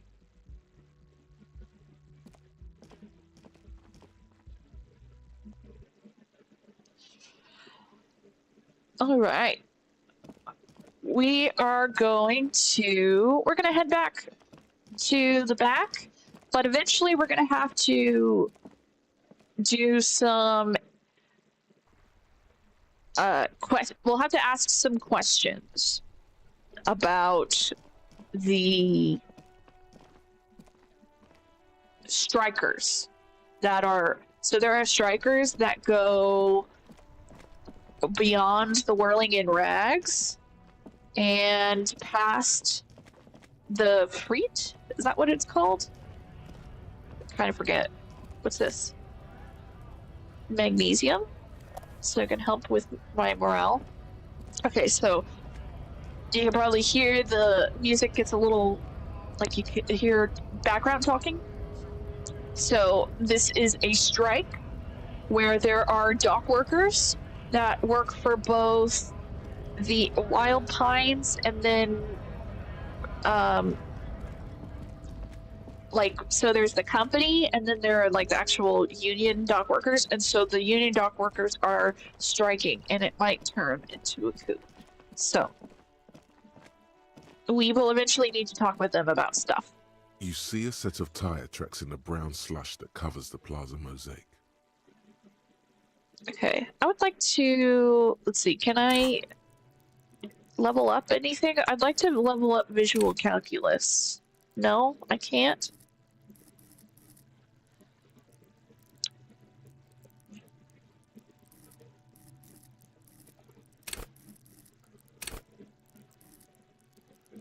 I wonder... Okay. We'll have to wait. Okie doke. I do want to warn you, this is the crime scene for the lynched man that we're about to approach. So, for the following, I won't be able to blur the body that's from a distance. I will be able to blur the picture that comes up. So, if you need to, look away and you could just listen.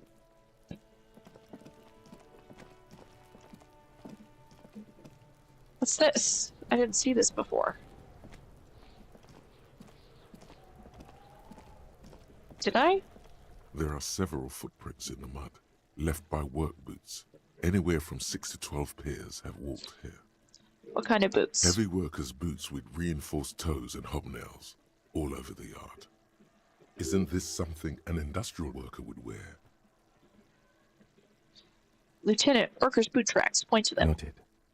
The lieutenant takes out his little pocketbook.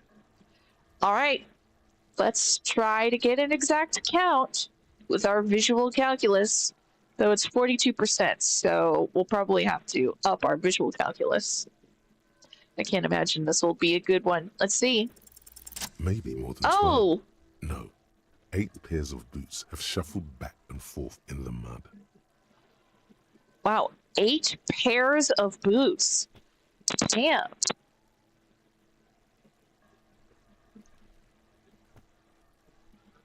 That's interesting. I'm curious on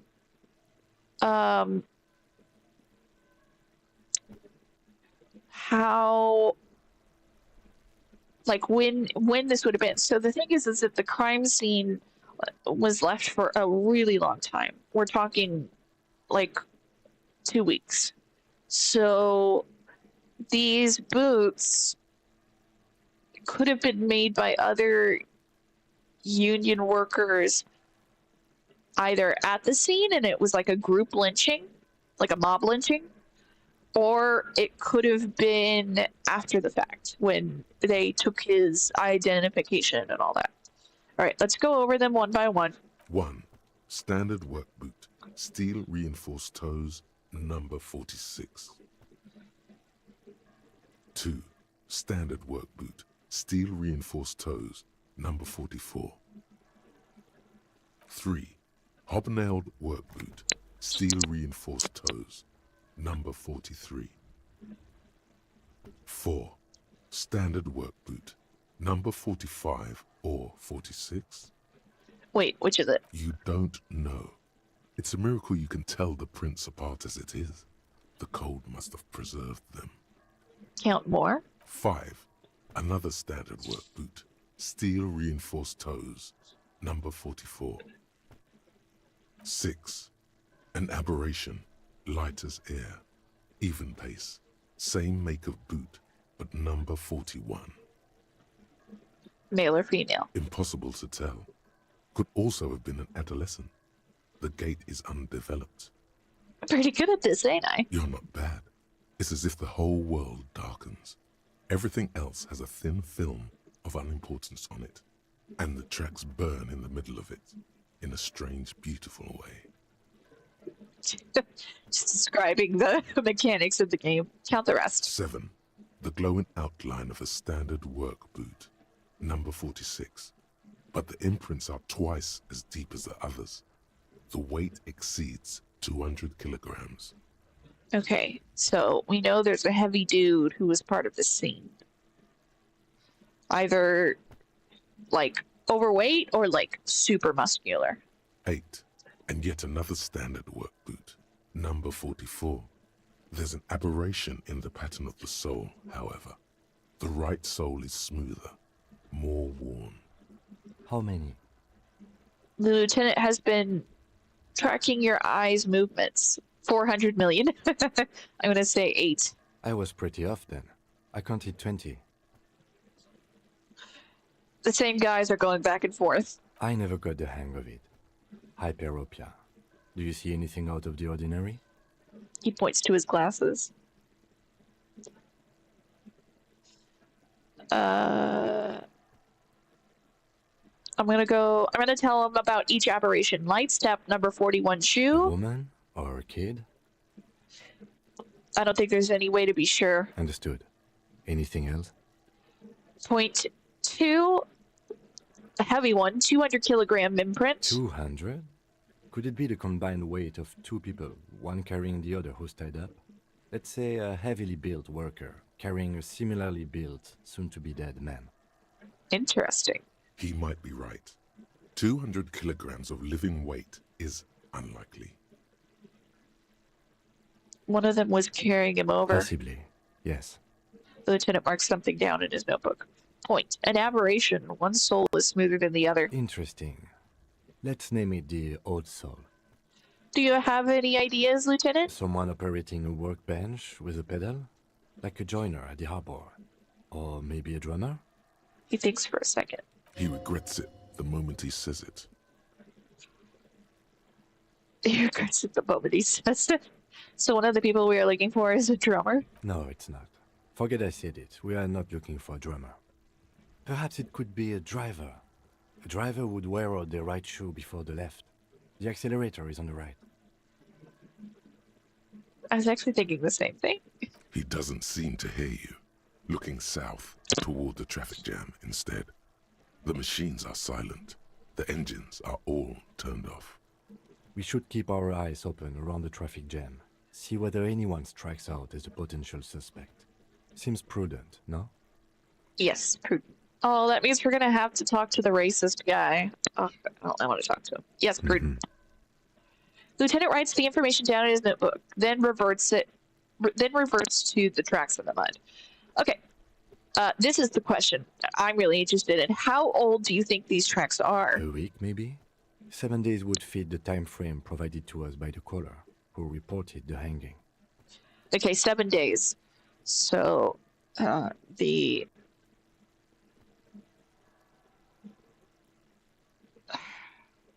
But they said that the caller was late. Like 4 days late. It is not impossible. How do you know? I pulled last week's forecast for coastal Ravachol. 7 days below freezing. The day before, the day of his hanging, was the last warm day. Correct again. Sub-zero temperatures would preserve the tracks in a good state. The commotion here could have taken place a week ago. What do you think happened here? What do I think? A mob of people brought something heavy to the tree. One of them was carrying the victim. They shuffled around, especially under the tree. Then, after hoisting him up, they stood in a semicircle facing his direction. At first glance, this appears to be a lynching. Indeed. They all stood in a row here and looked at the tree. Seems about right. Very interesting investigating. We've been through all of it. Leave. Okay. Whoops. Didn't mean to do that. Let's look at the tab and move over. So we want to unlock this one.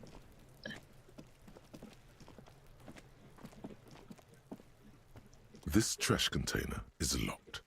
The sliding lid has a padlock that says, "Whirling in rags." Open the padlock with the key. With a well-oiled crack, the lock pops open. It should now be possible to simply raise the lid. Continue. Don't. Maybe you shouldn't. Didn't I just have a premonition that there's something in there? There is, but you won't like it. Sweat forms on your brow. Your hand is still on the lid. We have to open it. Open the lid. The smell of rotten food rises to greet you. You see soggy cartons, dirty rags, and organic waste. We're just in time.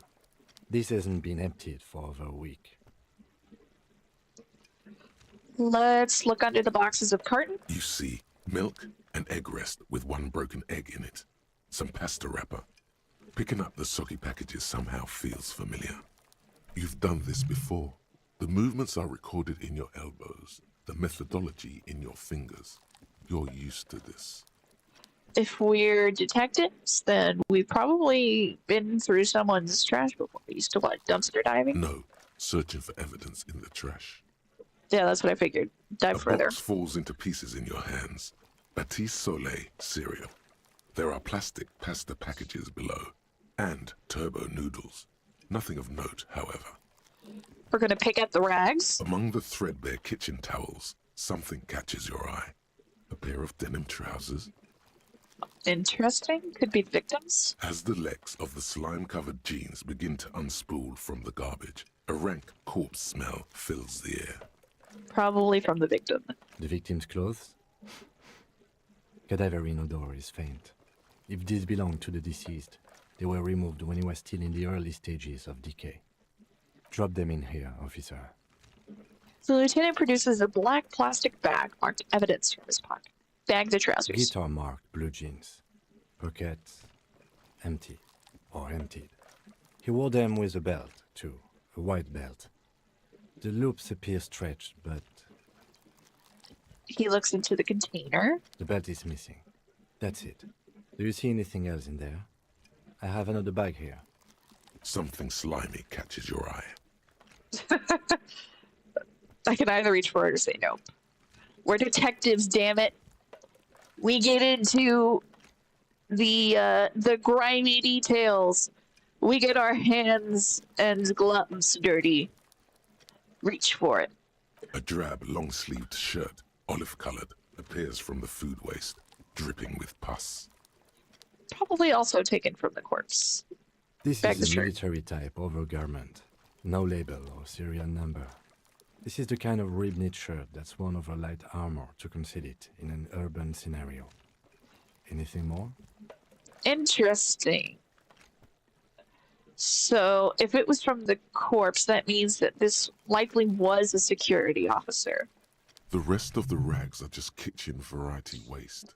A yellow old mug that catches your eye. But other than that, A thrown out towel, a mug, that's all. All right. We should go to Gart again and ask if he knows who put the clothes in the trash. It could be as simple as someone from the hostel cleaning the yard. Or that one. I'd advise against confronting that force. That one is because he nods toward the red hair boy behind him. We already tried to talk to him last time. They're unfortunately not of sound mind. And they're also 12 years old. You think someone from the whirling might have been involved, maybe? Not really. All we know is the victim's clothes are in the trash. The lid was locked, and his establishment had the key. It's just a small loose thread. Yeah, we need to ask the kids who put them here. Fuck's he on about? Kids? You hear that, Kuno? He thinks you're an infant or something. See? Okay, proceed. the lieutenant nods, then looks back into the trash container. Search the food waste. It's just organic waste, cold and slimy on your hands. Apple and potato peels, mostly. Unidentified sludge, and the occasional chicken bone thrown in for good measure. But hey, nothing. It's nothing. Nothing more to see here. What's this? What? A blue piece of plastic sticks out from the apple peels. It's shiny. Looks like the corner of something. Take it out. Something larger. A clipboard. A blue plastic clipboard with moist papers hanging from it. They look badly damaged, but you can still make out forms and notes, written in a man's handwriting. Officer, is that your paperwork? I don't know what this is. It is. Look, the plastic has the RCM street grid on it. You've even got an autopsy form in there. A miserable looking slip of paper sticks to the board. If you don't mind me asking, how did this get in the trash? Oh boy. It must have been cramping my style. That's one. Two is it has a foreboding quality to it. Maybe I needed to lose it for the great bloodletting to begin. Three, I think I didn't want to be a cop anymore, so I threw it away. Or four, someone from the whirling threw it in the trash. I don't know. I'm boring. Or five, I'd rather not talk about it right now. It might have been three. I think I didn't want to be a cop anymore, so I threw it away. Or two, Maybe I needed to lose it for the great bloodletting. Let's go with... I'm stuck between 2 and 3.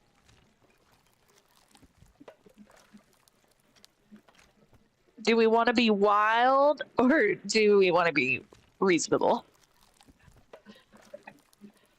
And once we are finished with today's dumpster diving, we'll start wrapping it up.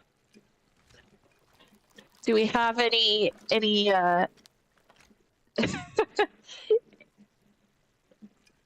any suggestions? Jedi says 2. We think we needed to lose it for the great bloodletting to begin. That is pretty wild, pretty imaginative, pretty chaotic. I'll wait 5 more seconds. The other one is I think I didn't want to be a cop anymore, so I threw it away. There's also, it must have been cramping my style, or someone from the whirling threw it in the trash. I don't know, I'm boring. Wolfo says 6. Well, there is no 6, I'm sorry to say. Alright, we'll go with Jedi's, number 2. It has a foreboding quality to it. Maybe I needed to lose it for the great bloodletting to begin. In the stream by playing the ukulele. Believe it or not, I no longer have a ukulele. I used to have one, but I believe I donated it.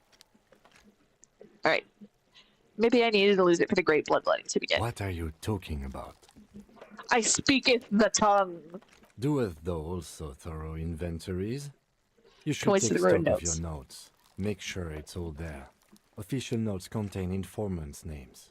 If some of it has fallen into the hands of the RCM's adversaries, bloodletting may well ensue. Bloodletting may well ensue. Okay, I'll do that. It's sound advice, so I'll do it. But I do like that one of the answers is, I don't know, man. Sounds like an order. I don't take those. But I'll go ahead and say, okay, I'll do that. It would also not hurt to start taking notes on the case. Now, tell me what your eagle eyes see. Or are we finished? After he said, you should start taking notes, he peers into the trash where soggy cartons and rags stink uninvitingly. So I think we're pretty much Some done. items, such as the ledger you found, are interactable. Go to your inventory and select the Interact tab to read your paperwork. The mug, I'm getting the mug too. You pick out a broken mug with an oddly racist depiction of the yellow man frolicking in saffron.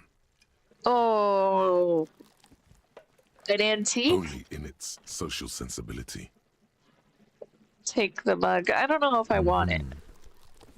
The lieutenant briefly glances at the mug, then returns his sight to the You've trash. acquired an interactable item. Investigate this item further by going to the Interact tab in your inventory. Alright, let's close that up. The container sounds a muffled gong. That's Alright. one thing off the list. I think we got it all. The lieutenant sounds relieved. Alright, we got a lot. That was quite some progress. Alright, so we need to figure out who put the clothes in the trash. So we can ask Kuno if he knows anything about the victim's clothes in the trash, and we can ask Gart if he knows how the victim's clothes got in the trash. If we ask Kuno, it's for sure going to be awful. Swiggy says, no ukulele! Oh no, the horror! I apologize. But I do have a nice soothing song at the end. It's a good acoustic, and I think that you might enjoy it. We also have read your ledger and name the case. So let's go to the inventory. We'll do that real quick. We'll leave the questioning for next time. In fact, I will leave it up to you guys to decide if we talk to the kid, because I'm a little hesitant to. So we have the damage ledger. Let's see if we can interact. This is the ledger you found in the trash. It's full of notes written in a man's dense cursive. Have a closer look. Maybe it can be salvaged to start. Keeping notes on the case. Are you saying I'm gonna keep using it? Let's see. Can I like right click it?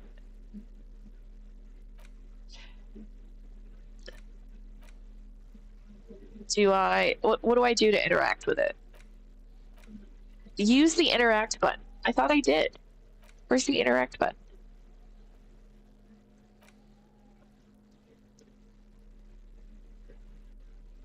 What am I doing wrong?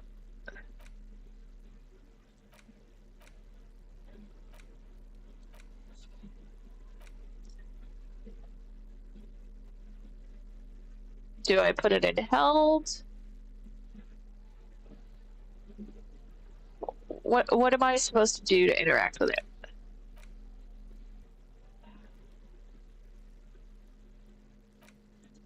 Okay, let's go. What's the interact button? Is there an interact? Left. Okay, left click. Was there something? I thought I was left clicking it, but yeah, I was. See? What am I doing wrong? Yellow man rug. This broken eared mug somehow made its way to the whirling and dumpster. It depicts a person of Samarian descent frolicking in a field of saffron flowers, buck-toothed and grinning feeble-mindedly. It seems to be a cheap knockoff of some colonial-era antique. How am I... What am I doing wrong that I can't interact with it?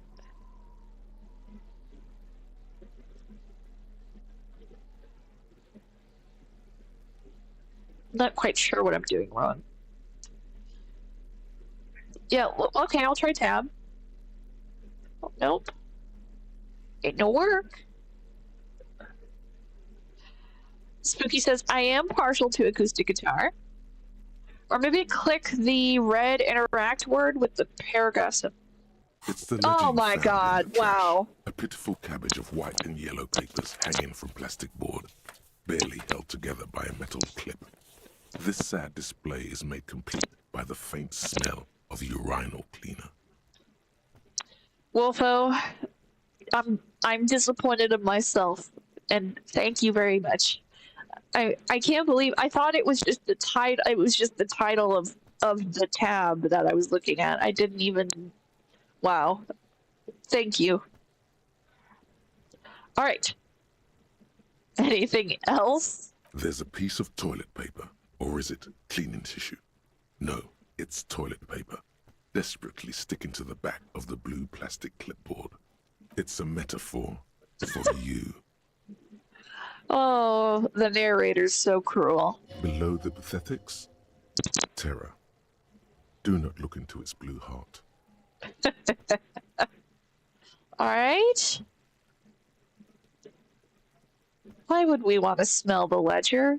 Why is that an option? First, it's number one, so we'll do it. Inspect the toilet paper. It's just toilet paper sticking to the back of the plastic clipboard. You can take it off if you want. Leave it there. It's cool. Let's take it off. Still wet, the toilet paper peels off the plastic easily. All you have to do is shake it off with your finger and voila, the ledger now looks marginally better. We'll inspect the clip. An aluminium block runs the width of the board, biting down on the paperwork. Its crocodile teeth are the only thing keeping the papers together. A regular pencil, the tip worn down to nothing, has been attached to the clip. Run your finger across the aluminium. The surface is interrupted by a silvery sticker. It's rectangular, sparkling with iridescence. You don't know how you didn't notice it before. Lieutenant, is this one of the hologram watermarks you mentioned? Point to the sticker. What? Yes, halogen watermark used for adding information to RCM property. Interesting. What kind of information? It depends. Aside from an anti-counterfeiting stamp, mine has my station number and address. The information varies by date of issue. How many years you've been on the force, he's thinking. It'll have that. How can I read it? Any capable light with the right wavelength will do. Like, for All example? RCM vehicles have headlights designed to reveal halogen watermarks. Mine too. We'll use his vehicle then. This means you can read the watermarks if you just turn the lights on. That's all. Thank you. Okay. He returns to his neatly kept While notes. a bunch of sodden papers sag from the clipboard in your hand. It's a sorry sight. Browse the white papers. They're not exactly white. They're yellowed in patches by sunlight and alcohol, and covered in dense blue handwriting. Ink escapes into watercolor patterns, reaching its tendrils across entire pages. The paper itself is checkered, with faint red lines, forming short paragraphs. Once in a while, there's a red stamp that exclaims, "Case files commit to paper." The case files themselves are plenty. You count more than 100 sodden, crumpled up, earmarked pages falling apart in your hands. They appear to be sufficiently organized and extremely dense, if mostly illegible. What is in there? What are they about? Work, strife, poverty, the Jamrock Quarter. These are handwritten logs of investigations dating back to January 51, this year. The exact number is hard to estimate due to missing pages and an odd naming convention. But there are at least 20, maybe 30 cases undertaken, not completed, mind you. It's the middle of March. You have attempted 2 cases a week on average. Let's see. Is 2 cases a week a good caseload, Lieutenant? Huh? 2 complex cases to undertake is a lot, yes. You really have to push yourself. I would not suggest it, lest you start making mistakes. 2 cases a week appears to have been my load, Lieutenant. I'm not sure I completed them, though. 2? That's a lot. I didn't mean to say you are making mistakes, by the way. That was presumptuous of me. I burned out all right. I'm sure I made plenty of mistakes. It's okay. We all make mistakes. God knows I've made my share. He tries not to think of them. Aww. Like a fan of gills, the checkered papers dry in your hand. The handwriting is extremely dense, if mostly illegible. Let's see. There was mention of a naming convention Yes, here. it appears you employ a, shall we say, robust yet literary system. Each investigation has its case number written on the margins. Yet, still more tellingly, most are accompanied by a name. A title, one might say even. One that draws inspiration from snoop fiction and vespertine cop show staples. I don't want to. Well, mine are written in capital letters, Yes, too. all caps. One is called The Next World Mural. Another, The Square Bullet Hole Murders. Another yet, The Unsolvable Case. More? Others appear more light-hearted. The guys on a couch in an unexpected location, and the murder at the hookah parlor. Even the rare article-free collapsing tenement. Murder features prominently throughout. It's going to take an effort to piece these case files together, but it can be done. Once you're done inspecting them up close. Kim, my cases appear to employ some kind of naming convention. You mean the alphanumeric? Officer, precinct, time of arrival at the scene? I could lie. No, I mean a non-numeric one with titles. Oh, you mean the titular? Yes, well, so do I. In our defense, almost everyone in the RCM does. Why is that? It's a holdover from the early days of the RCM, right after the revolution, when the organization had little idea how to do things. It persists in an unofficial capacity. Officers use these titles to refer to their work among themselves. I seem to have named a case the Square Bullet Hole Murders. Again, in your defense, I seem to have named one He the peeks man into with his the hole notes. in his head. That was a real person. His death was real. Still, I named it that, to amuse myself. I guess when you're surrounded by death, you kind of develop a gallows humor. Yeah, Wolfo is the real MVP. I pray his loved ones never find out. He smiles. I pray his loved ones never find out. Aw, what happened to him? Rail spiked through the head. He died. It was a workplace accident. Aw. Count the pages. I have to open an official case. Is there room? There is, for precisely one more. 15 pages near the end remain untouched by the damage. The checkered grid forms a structure of passages, breaking the case into subtasks to accomplish. Commit to paper. Sadly, The ledger only comes with an old, worn-down lead pencil. It's unfitting of this monumental event. The ledger only comes with an old, worn-down lead pencil. It will do, barely. But, okay, all right. Since we're so picky on how we want to commemorate this event, I will ask Kim, do you have a pen? the lieutenant looks at his blue notebook. 2 fat, shiny pens hang from the binder, like large caliber bullets on an ammo belt. It's downright incriminating. He has little choice but to give you one, although he really does not want to. He is not really saying anything, just standing there, looking at them. You know you have to give me one, right? That is how human society works, I believe. I'm just gonna ask, can I have one? Know that I give this to you with resentment. With Miss Beauty, commit to paper. The tasks you've completed flow out of the blue oblong pen in a brash freehand uncannily similar to the rest of the letters. The wording comes easily. It's almost robotically simple. A language developed for mental rigor and simplicity. Inspect the victim's body. Interview the cafeteria manager. It's not exactly poetry, but poetry would be out of place. Cross out the ones you've already A finished. satisfying slash sounds across the paper. You're done, it seems to say. And you, and you. Things to be done and things already done. The composition of reality. This is an extremely useful tool for a detective of the citizens' militia. Now all that remains is to name the case. Lieutenant, have you by any chance named our case? No, actually. Any ideas? I mean, I've been calling him the Hanged Man. But, so that's 1. 2 is the Furies are at home in the mirror. 3 is the setting sun. 4 is shit on a stick. Or 5, actually I don't have one. This one, I believe, should go, the honor should go to the audience. So, out of the 5 options, which would our audience prefer? Again, we have 1, the Hanged Man. Simple, gets to the point, tells you exactly what it is. I imagine there are a lot of hanged men, though. 2, the Furies are at home in the mirror. 3, the setting sun. 4, shit on a stick. Or 5, actually I don't have one, which maybe Kim will come up with one. Wolfo says, I always misread Furies as furries. I wonder why. Yeah, I wonder why, Wolfo.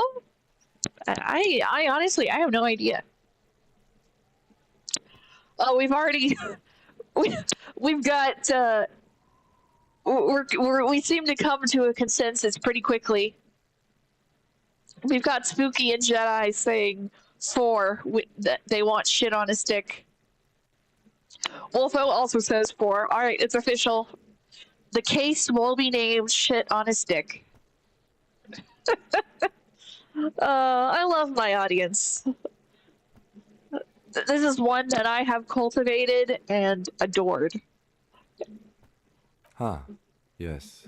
I have to tell you, officer, I don't appreciate ironic titles. Other officers will have to use this as reference. If it's idiot or cockfinger.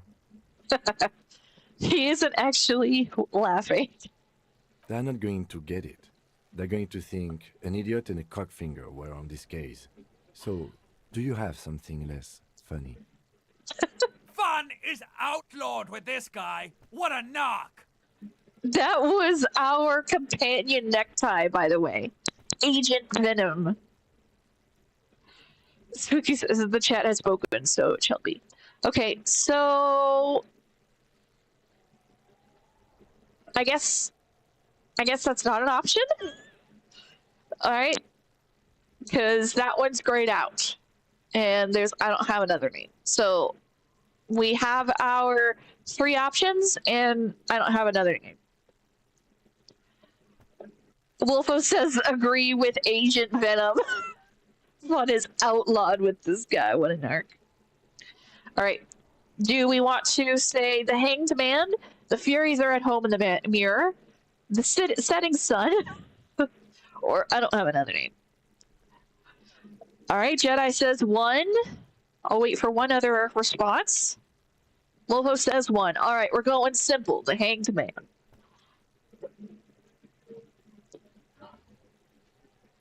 Excellent. We have a consensus. Great. That's great. That's actually what I was thinking too. The Hanged Man. Good, strong name. We have a very good name for the case now. He'd go for the practical one. I don't blame him. He's a professional. I'm going to start calling it the Hanged Man. It's good we sorted this out. Excellent. All right, I'm done inspecting these. Close the case files. You don't exactly close them, so much as distance yourself from the smelly papers. They're a little further from your nose now. Oh, Kim explained the system, so we got an increase. How about, because we're getting about 15 minutes past our usual closing time. This is probably going to take a little while more. So let's put the ledger away for now, and we will continue this at our next stream on Saturday at 2 p.m. Central. We have a lot to investigate. We also have the racist mug to look at, so we're going to go over here so we're out of the crime scene and I don't have to blur it. And and we leveled up. We have a level up. Okay, so we've kind of been failing our logic checks, and we have failed one visual calculus, and visual calculus seems to be very helpful. So I am thinking either logic or visual calculus. We could. There are also, there are a bunch of others that we can up, but yeah, see you around the side chats, chat rats. I feel you, spooky. We'll see you around. Well, before we end, I do want to see, if anyone has any comments on which they would prefer. Are we thinking visual calculus, logic? We could save this for a different time if you prefer, for next time, and give us some time to stew on it. But I do want to make sure that we cover it first. So I'm thinking.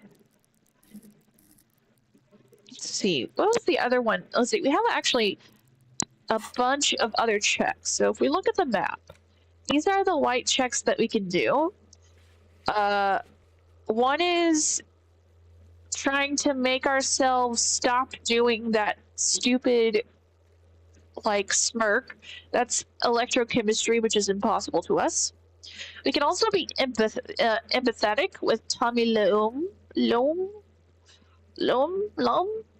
Sorry, I'm not good at French. We can, so that would be upping our empathy. We can also up our visual calculus. We can pile of eternity. I don't know what that is. Perception sight. I didn't see that. That would up our perception. We would need to up our endurance to be able to not vomit when we inspect the Hanged Man.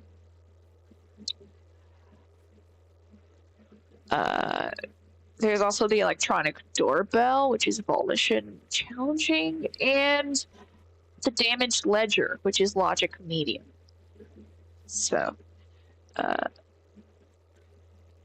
yeah, Tommy the Man is what it means. Yep.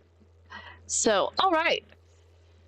So, yeah, I think what we can do, because we are pretty good at this row here, we've got a 4 in it. We did fail on the empathy check with Tommy, so, it'll be a while before we can do that one. But, I think either logic or visual calculus would be a good one. I'm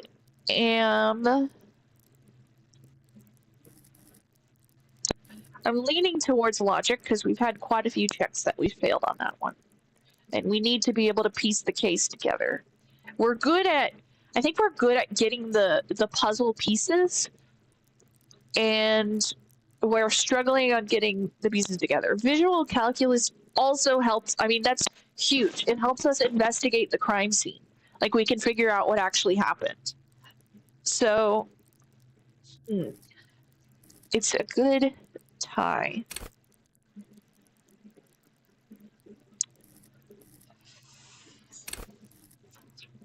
All right.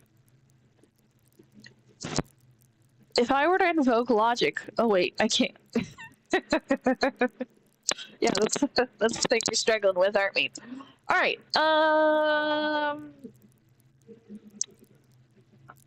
Let's go with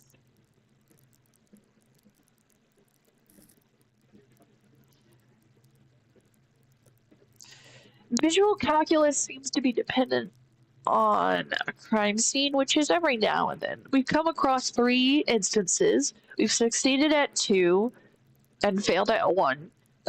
And we keep failing at logic. That one seems to be a problem. So let's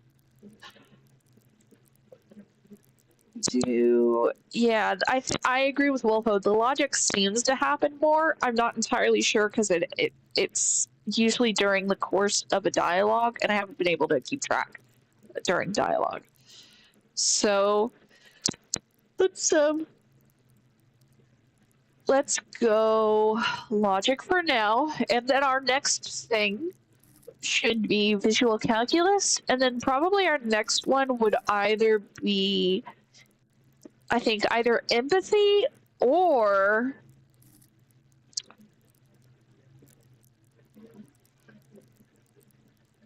maybe something like probably something like savoir-faire, because we're pretty awful at that. We haven't done much of that. Although I do like reaction speed to be able to like dodge stuff, since we don't have the best endurance. We have an endurance of 3. But it does look like each time we succeed a check, it, gets better, and we've gotten really good at Inland Empire because we've been succeeding in a lot of those checks. So I do like that. I do like that each time you succeed a check, you kind of like level up that particular skill. So, and I actually haven't seen us fail a single esprit de corps, which is interesting. All right, so let's do logic. Wield raw intellectual power to deduce the world. We'll be able to get better at those checks. And we will go for visual calculus next.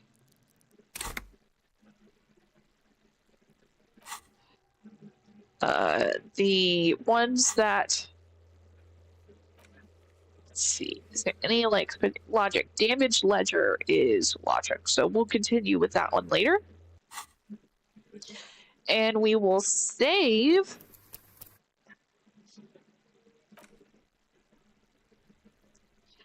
And we'll start wrapping it up. Let me take a quick look at chat.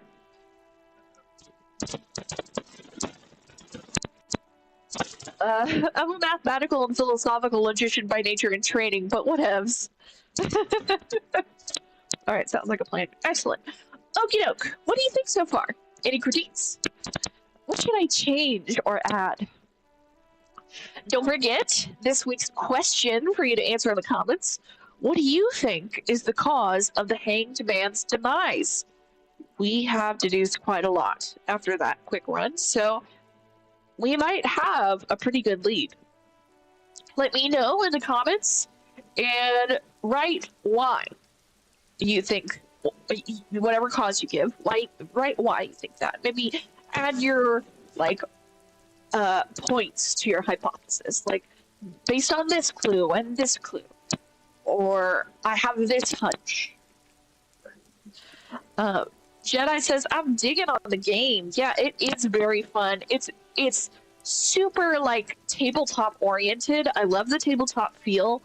The narrator is great, very judgy, has his own personality. And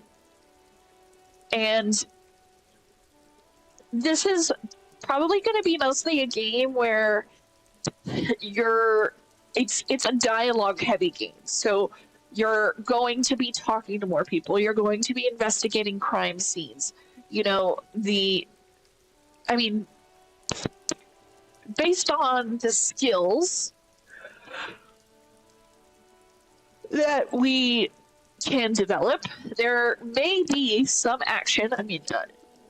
Probably eventually there's going to be some action. And eventually you can equip a gun, which, maybe there will be something involving that. But as you can see, at least so far in our first 3 episodes, it has been very investigation and thought heavy. So I agree, Jedi. Letting it percolate for now is a good idea. I want to thank you for making it this far. If you enjoyed this, consider consensually side-hugging the like button. It's a free way to leave a tip. If you didn't like it, dislike and comment why. Subbing will notify you of the exact time I go live and get us closer to those custom emojis, which I did double check. It is 500 subs that give us those custom emojis. Please remember that anything depicted or discussed in the game itself is not a reflection of myself, the channel, or the Creator Accountability Network. All claims made, including mine, need to be independently fact-checked. If you think you'd be interested in my upcoming D&D one-shot, you can join the Ready to Roleplay server and reply to my post in the Looking for Group channel. The server link is in the description, and you can also see it on screen. That's towards the bottom.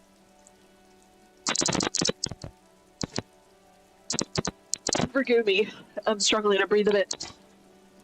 My nose is completely blocked up. Thanks. I want to give my thanks to the Creator Accountability Network for helping me make my content more ethical. You can see their link in the description for more resources and info. And let's see if anybody's live at the moment. I'm pretty sure that Captain Desk is usually on at this time. Let's see.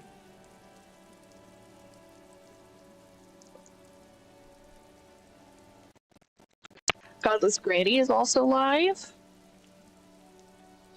Let's do Captive Desk.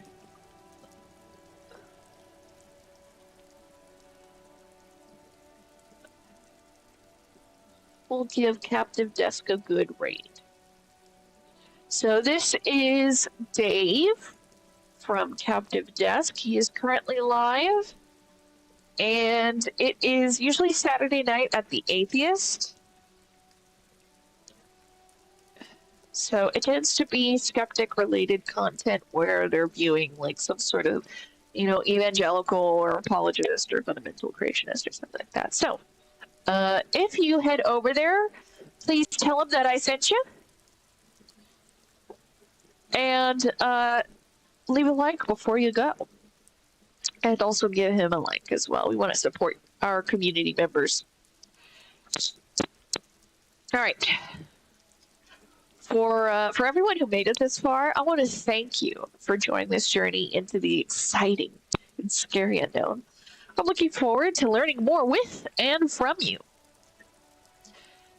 When you're ready for another pensive plunge to ponder the puzzles of life, the universe, and everything, I'll be here not only every Saturday at 2 p.m. Central, that's more for the pondering, the pensive pondering, but also just for chill and gab and fun on Tuesdays at 7:30 p.m. Central. And you can join me so that we can embark upon our quest to assess. Thank you so much for joining me today. Have a great evening, everybody.